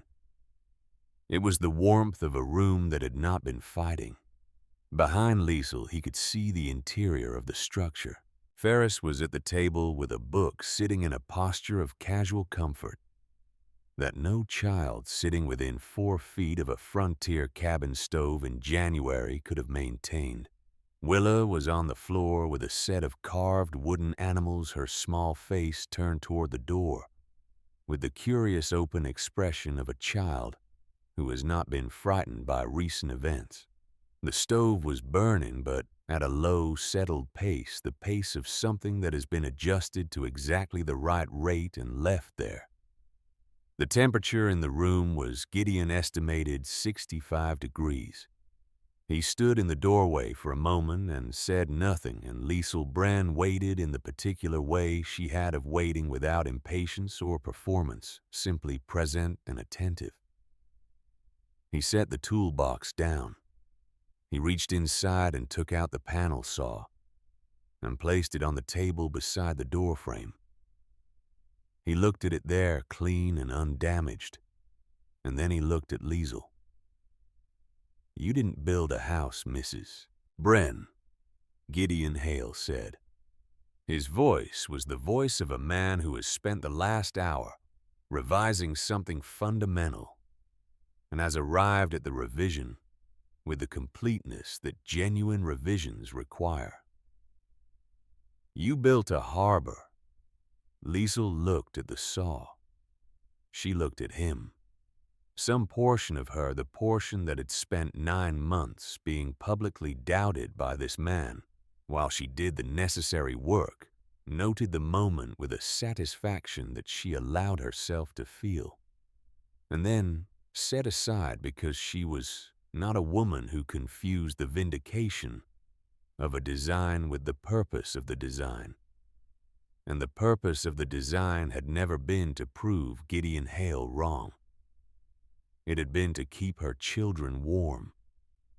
She picked up the saw from the table and handed it back to him.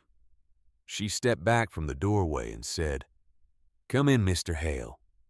The coffee is hot." He came in. He sat at the table across from Ferris, who regarded him with the frank, uncomplicated curiosity of a 9-year-old, who has not yet learned to pretend that the presence of adults is unremarkable. Willa continued to arrange her wooden animals with the serene focus of a child whose interior world is sufficiently populated that external events require active effort to be interesting. Liesl poured coffee from the pot on the stove and set the cup in front of Gideon and sat down across from him. The warmth of the room was at close range even more remarkable than it had been from the doorway. Not just the temperature, though the temperature was extraordinary, but the quality of the air. Its stillness, the complete absence of the drafts and cold pockets and temperature differentials that were the permanent condition of every other structure in the valley. Gideon wrapped both hands around the coffee cup and drank, and looked at the walls of living granite on either side of the room at the way the timber framing met the stone face at the scribed joints that he had criticized in August, and that were now demonstrating their purpose with an obviousness that made his criticism of them seem in retrospect like a man criticizing the design of a lock because it looks different from a hinge. He drank the coffee and he looked at the room, and he performed with the systematic attention of a professional examining work that is better than his own, the complete assessment he had refused to perform when the construction was in progress. He looked at everything. He looked at the depth of the window reveals cut deep into the timber framing to maximize the capture of winter light. He looked at the way the rear wall had been fitted into the narrowing end of the fissure, plugged solid against the stone in a configuration that left no path for air infiltration. He looked at the roof structure, the steep pitch that shed snow load efficiently. The rafters extended to meet the outer face of the granite so that the transition between structure and cliff was seamless. He looked for a long time at the single exposed front wall, 10 feet of timber construction facing the valley, the only surface of the entire building envelope that was accessible to the wind and the cold. 10 feet. Against the collective 80 or more feet of exposed wall that his own house presented to the same conditions. He set the coffee cup down. "How much wood did you burn?" he asked. "During the storm." "Total. From the 1st of November to now." Liesl considered. "A cord and 3/4, she said. The number landed on the table between them with the specific weight of a fact that changes the terms of a conversation. Gideon had burned 4 cords and was anxious about the remainder of the winter. Harold Sedgwick had burned through most of his supply in 14 days. A cord and 3/4 for November through the end of January's storm in a structure that had maintained a temperature 20 degrees higher than any conventional cabin in the settlement. Gideon was quiet for a moment. He looked at the wall of granite to his left, and then the wall of granite to his right. "The rock," he said. "It isn't cold. It's stable," Liesel said. "There is a difference." He put his hand flat on the granite face beside the table. It was cool, but the cool of something in equilibrium, not the hungry, drawing cold of an exposed wall that is pulling heat from everything it touches.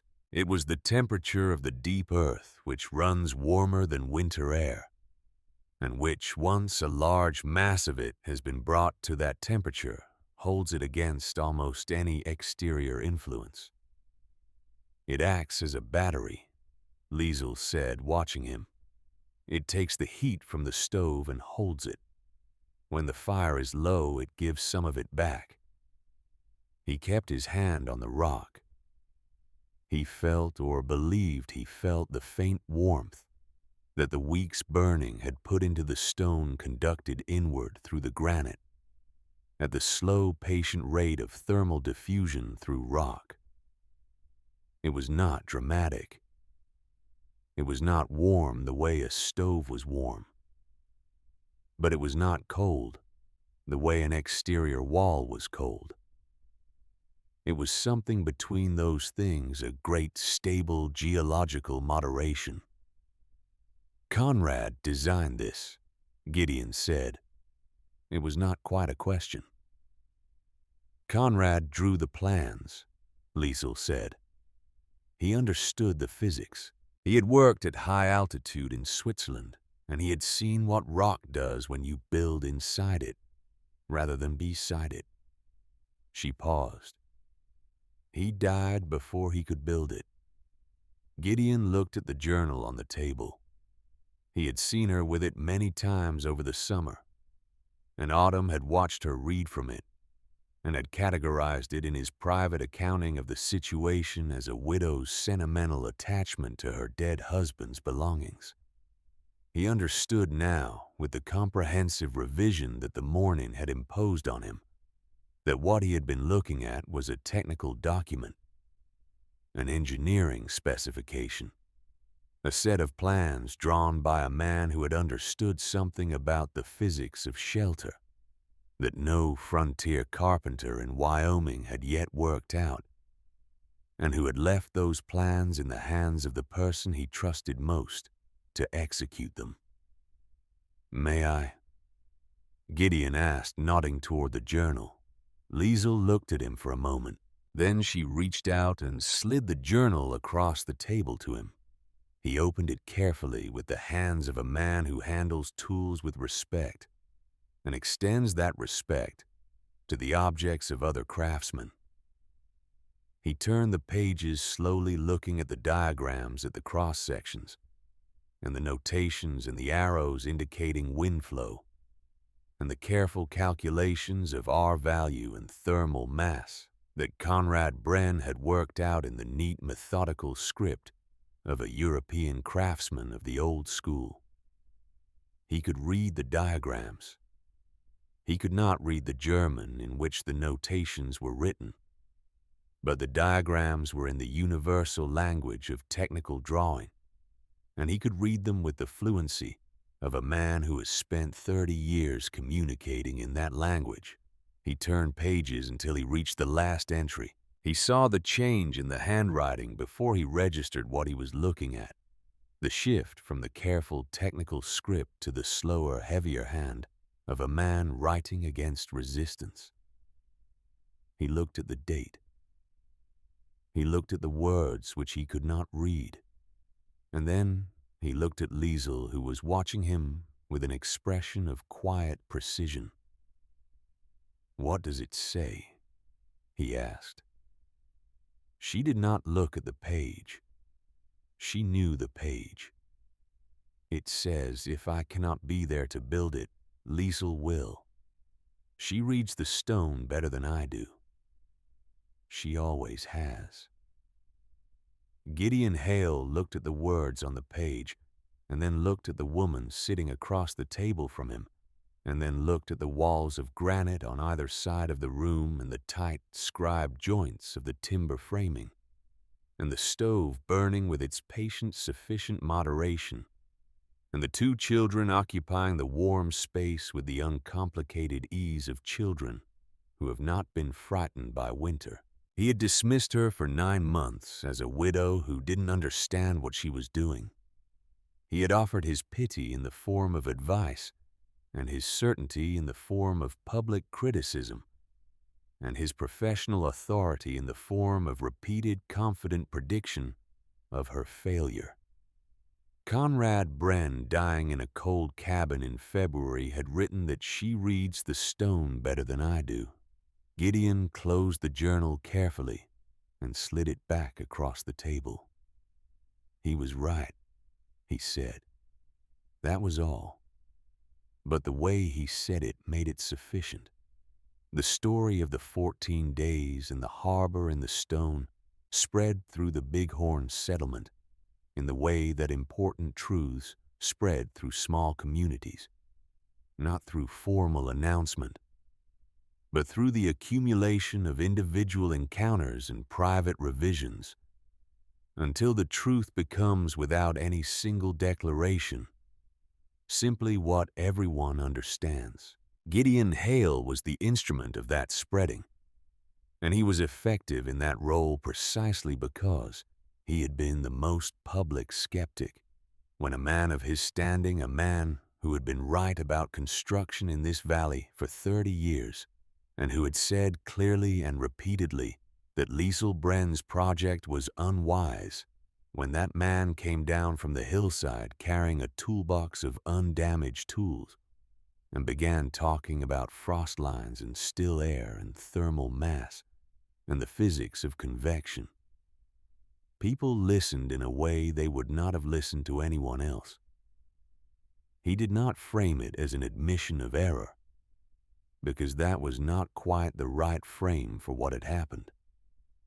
He framed it as an education which was accurate. He said that he had watched a piece of construction that he did not understand, and that the storm had explained it to him, and that what he had learned from the explanation was something that changed the way he understood the problem of building in this climate. He used the toolbox.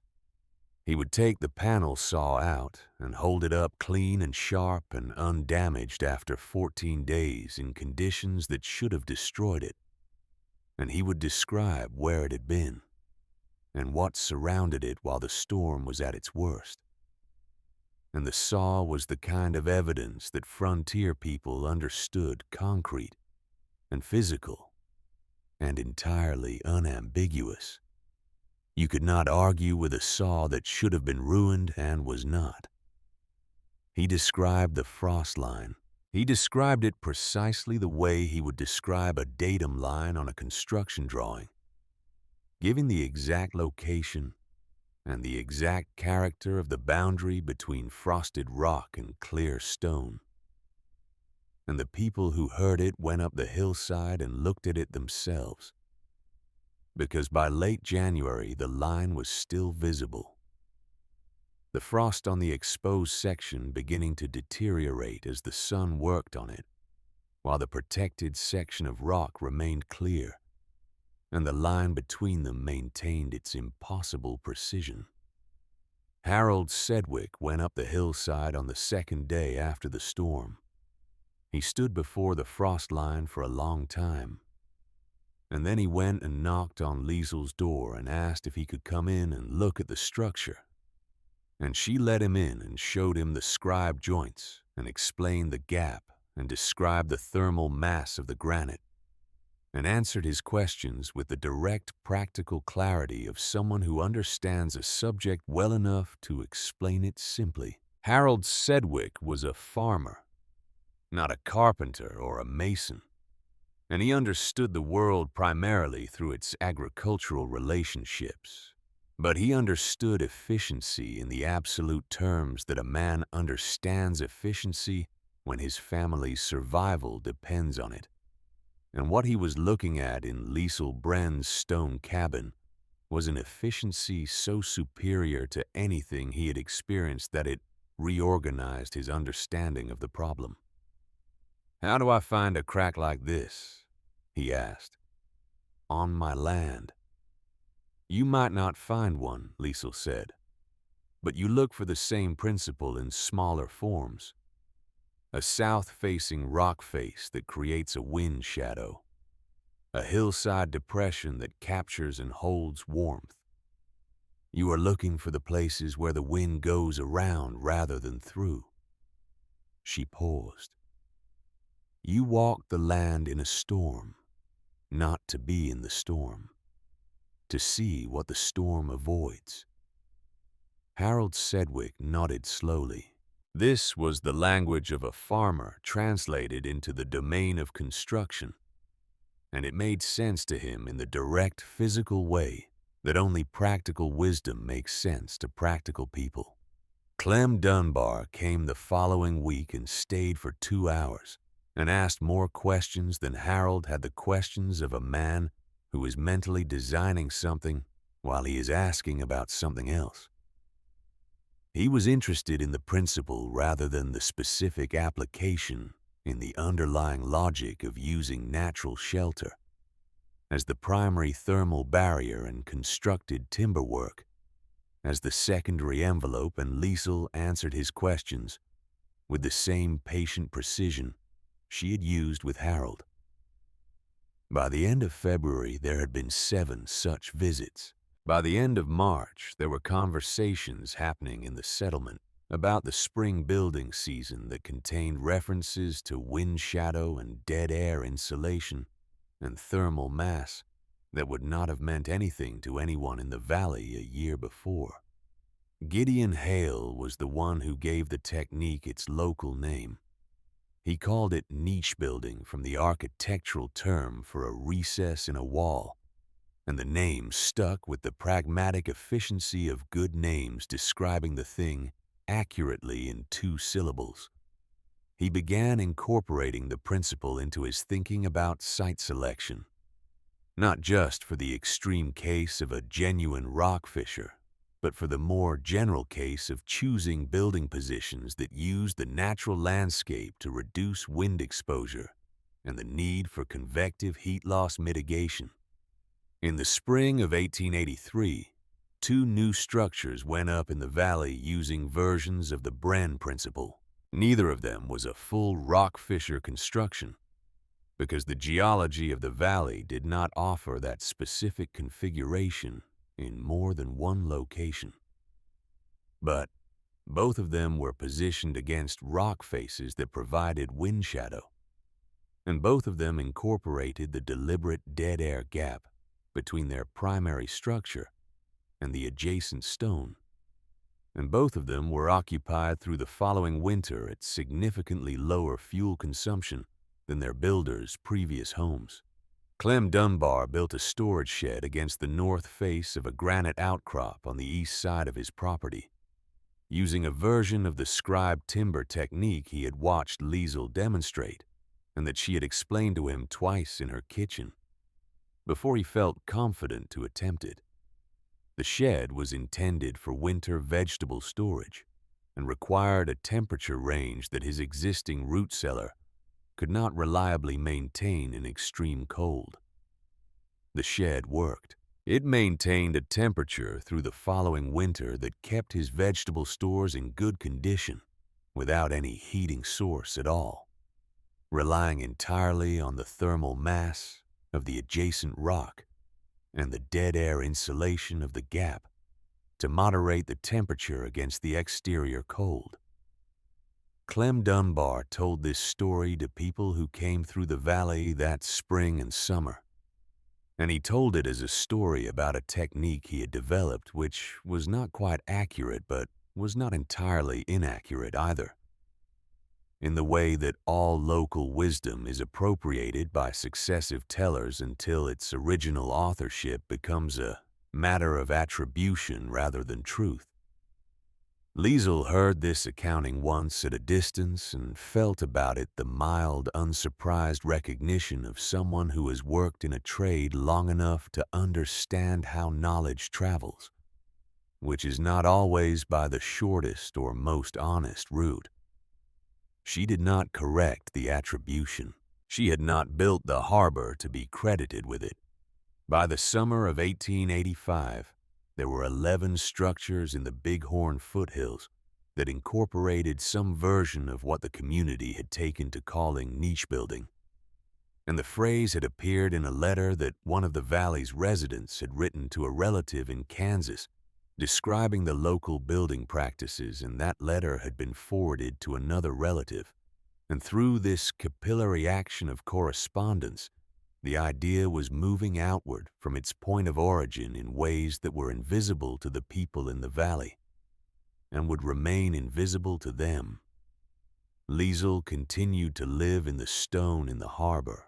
She had no reason to move, and every winter confirmed what the first winter after the storm had established, that the structure performed at a level that no conventional frontier cabin could match, and that its performance did not degrade over time, because its primary components were granite and physics, neither of which was subject to the deterioration that afflicted timber construction exposed to the climate. She kept Conrad's journal on the table beside the lamp. She did not read it every night as she had in the first months after his death, but she read from it often enough that its pages took on the particular soft quality of heavily handled paper, the quality of something that has been touched by a specific hand so many times that it carries that hand's presence, even in its absence. Ferris grew through the years of the stone cabin with the focused, observant quality that had characterized him since childhood, accumulating knowledge with the systematic patience of a person who understands that knowledge is not a gift, but a construction built piece by piece over time, with the same discipline and attention that any durable structure requires. He learned geometry from Conrad's textbook, and then went looking for other mathematics because the geometry had opened a door, and he wanted to see what was on the other side.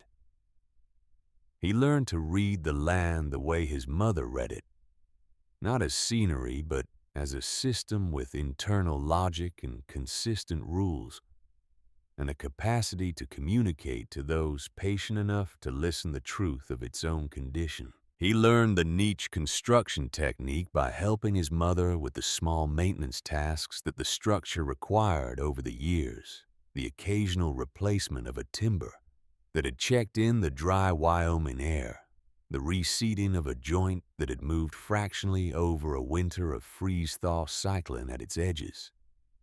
He learned to scribe a log to a stone face with the tool his father had designed for the purpose, a modified compass that Conrad had made himself, and that Liesel had maintained with the same care she gave all tools of genuine quality. On an evening in the spring of 1885, sitting in the warm room after supper, while Willa read at the table and the stove settled into its nighttime economy, Ferris asked his mother a question that had been forming in him for some time. "Ma," he said, "do people know that Pa helped you build it? That the design was his? Liesel was mending a jacket, the needle moving with the practiced efficiency of someone for whom this kind of work is meditative rather than effortful." She did not stop mending when he asked the question. She finished the stitch she was on and moved to the next before she answered. "Some people know," she said. "Mr. Hale knows. He read the journal. But when people talk about niche building, they don't say your name. And they certainly don't say Pa's." Liesel set down the jacket and looked at her son, who was 14 now. and had his father's quality of attention, the capacity to look at a thing directly and wait for it to reveal itself, rather than rushing toward a conclusion. She looked at him for a moment with the specific appreciation that parents feel when they recognize in their children the traits they most valued in the people who shaped them. She looked at the wall of granite to her left, the living rock of the Wyoming mountain, dark and cool and permanent, indifferent to the warmth that had been put into it over 3 winters, and that it held in its slow geological way, releasing a degree or 2 of it back into the room on the coldest nights. Not enough to be remarkable enough to matter. "Your father didn't design this for credit," she said. "He designed it because he saw a problem and understood the solution. The solution was in the mountain. He just wrote down where to look." She picked up the jacket again. "When people build niche structures and stay warm in them, and their children stay warm in them, that is your father's work in the world. It doesn't require his name on it. The physics doesn't change based on who gets the credit." Ferris was quiet for a moment. He looked at the journal on the table as he had looked at it many times in his life. The worn leather cover and the brass clasp and the initials pressed into the corner of the front face. "And your work," he said. "You built it. He drew the plans, but you built it." "I executed the design," Liesl said. "That is what I am. I am someone who can take a good idea and make it real. Your father had the better gift. He could see the idea in the first place." "That's not true," Willis said without looking up from her book. She said it with the quiet certainty of a child who has been listening carefully and has formed a firm opinion and sees no reason not to express it. "Pa saw the idea in the mountain. You saw it in Pa's book. Both of those things are the same kind of seeing." Liesl looked at her daughter, who was 12 and had arrived at the habit of accuracy, the way some children arrive at the habit of music as a native condition, rather than an acquired one. "Your sister," Ferris said to the room, "is going to be formidable." "She already is," Liesl said. The evening settled around them. The stove gave its quiet heat. The granite walls held the temperature they had been holding all winter, with the impassive reliability of stone, which does not forget the warmth it has been given, and does not surrender it without reason. Outside, through the heavy door and the 10 feet of sheltered air, and the mouth of the fissure, and the open hillside below the settlement, was going about its spring business the first real warmth of the season, bringing people outside to assess the winter's damage and begin the calculation of the work ahead. The winter's damage to the Bren cabin was, as it had been each year, negligible. The structure that Liesl had built from the plans of a man who had died before he could build it, in a configuration that the most respected carpenter in the valley had publicly declared to be unwise, had completed its 3rd winter without the failures that its critics had predicted, and without the dramatic flourish that its vindication deserved, simply by continuing to do what it had been designed to do, which was to find the place in the landscape where the wind could not reach, and to occupy that place with the economy and precision that genuine understanding of a problem makes possible. Liesl put away the mending. She picked up the journal and held it for a moment in the way she had always held it, not quite reading it, not quite setting it aside somewhere between the two, in the particular relationship that exists between a person and an object, that contains someone they have lost. She thought about Conrad. She thought about him in the way she had learned to think about him over 3 years of his absence, not as a grief, but as a presence distributed through the objects he had touched, and the knowledge he had left, and the children who carried his quality of attention and his capacity for careful thought. He was in the journal and in the compass tool, and in the scribe joints of the timber framing, and in the gap between wood and stone, where the air stood still and held its warmth against the winter's best arguments.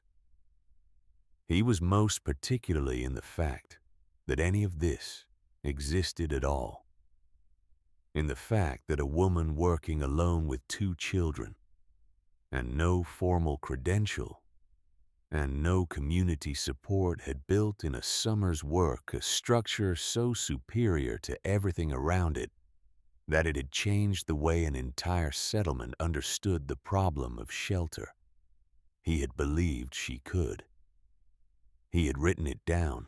She opened the journal to the last page, as she did sometimes in the evenings, and looked at the words in his difficult, effortful, late handwriting. And she read them in the quiet of the warm room with her children present, and the granite holding its temperature around her, and the spring beginning its work outside on the hillside. Then she closed the journal and put it on the table and went to check on the stove, because the fire needed banking, and the morning would come early. And there was always in any life that is lived rather than merely endured work to be done. The safest wall is the one the wind cannot find. Liesl Bren did not build that wall. She remembered where it had always been because the man who loved her had left her the map, and she had trusted the map, and the mountain had done the rest.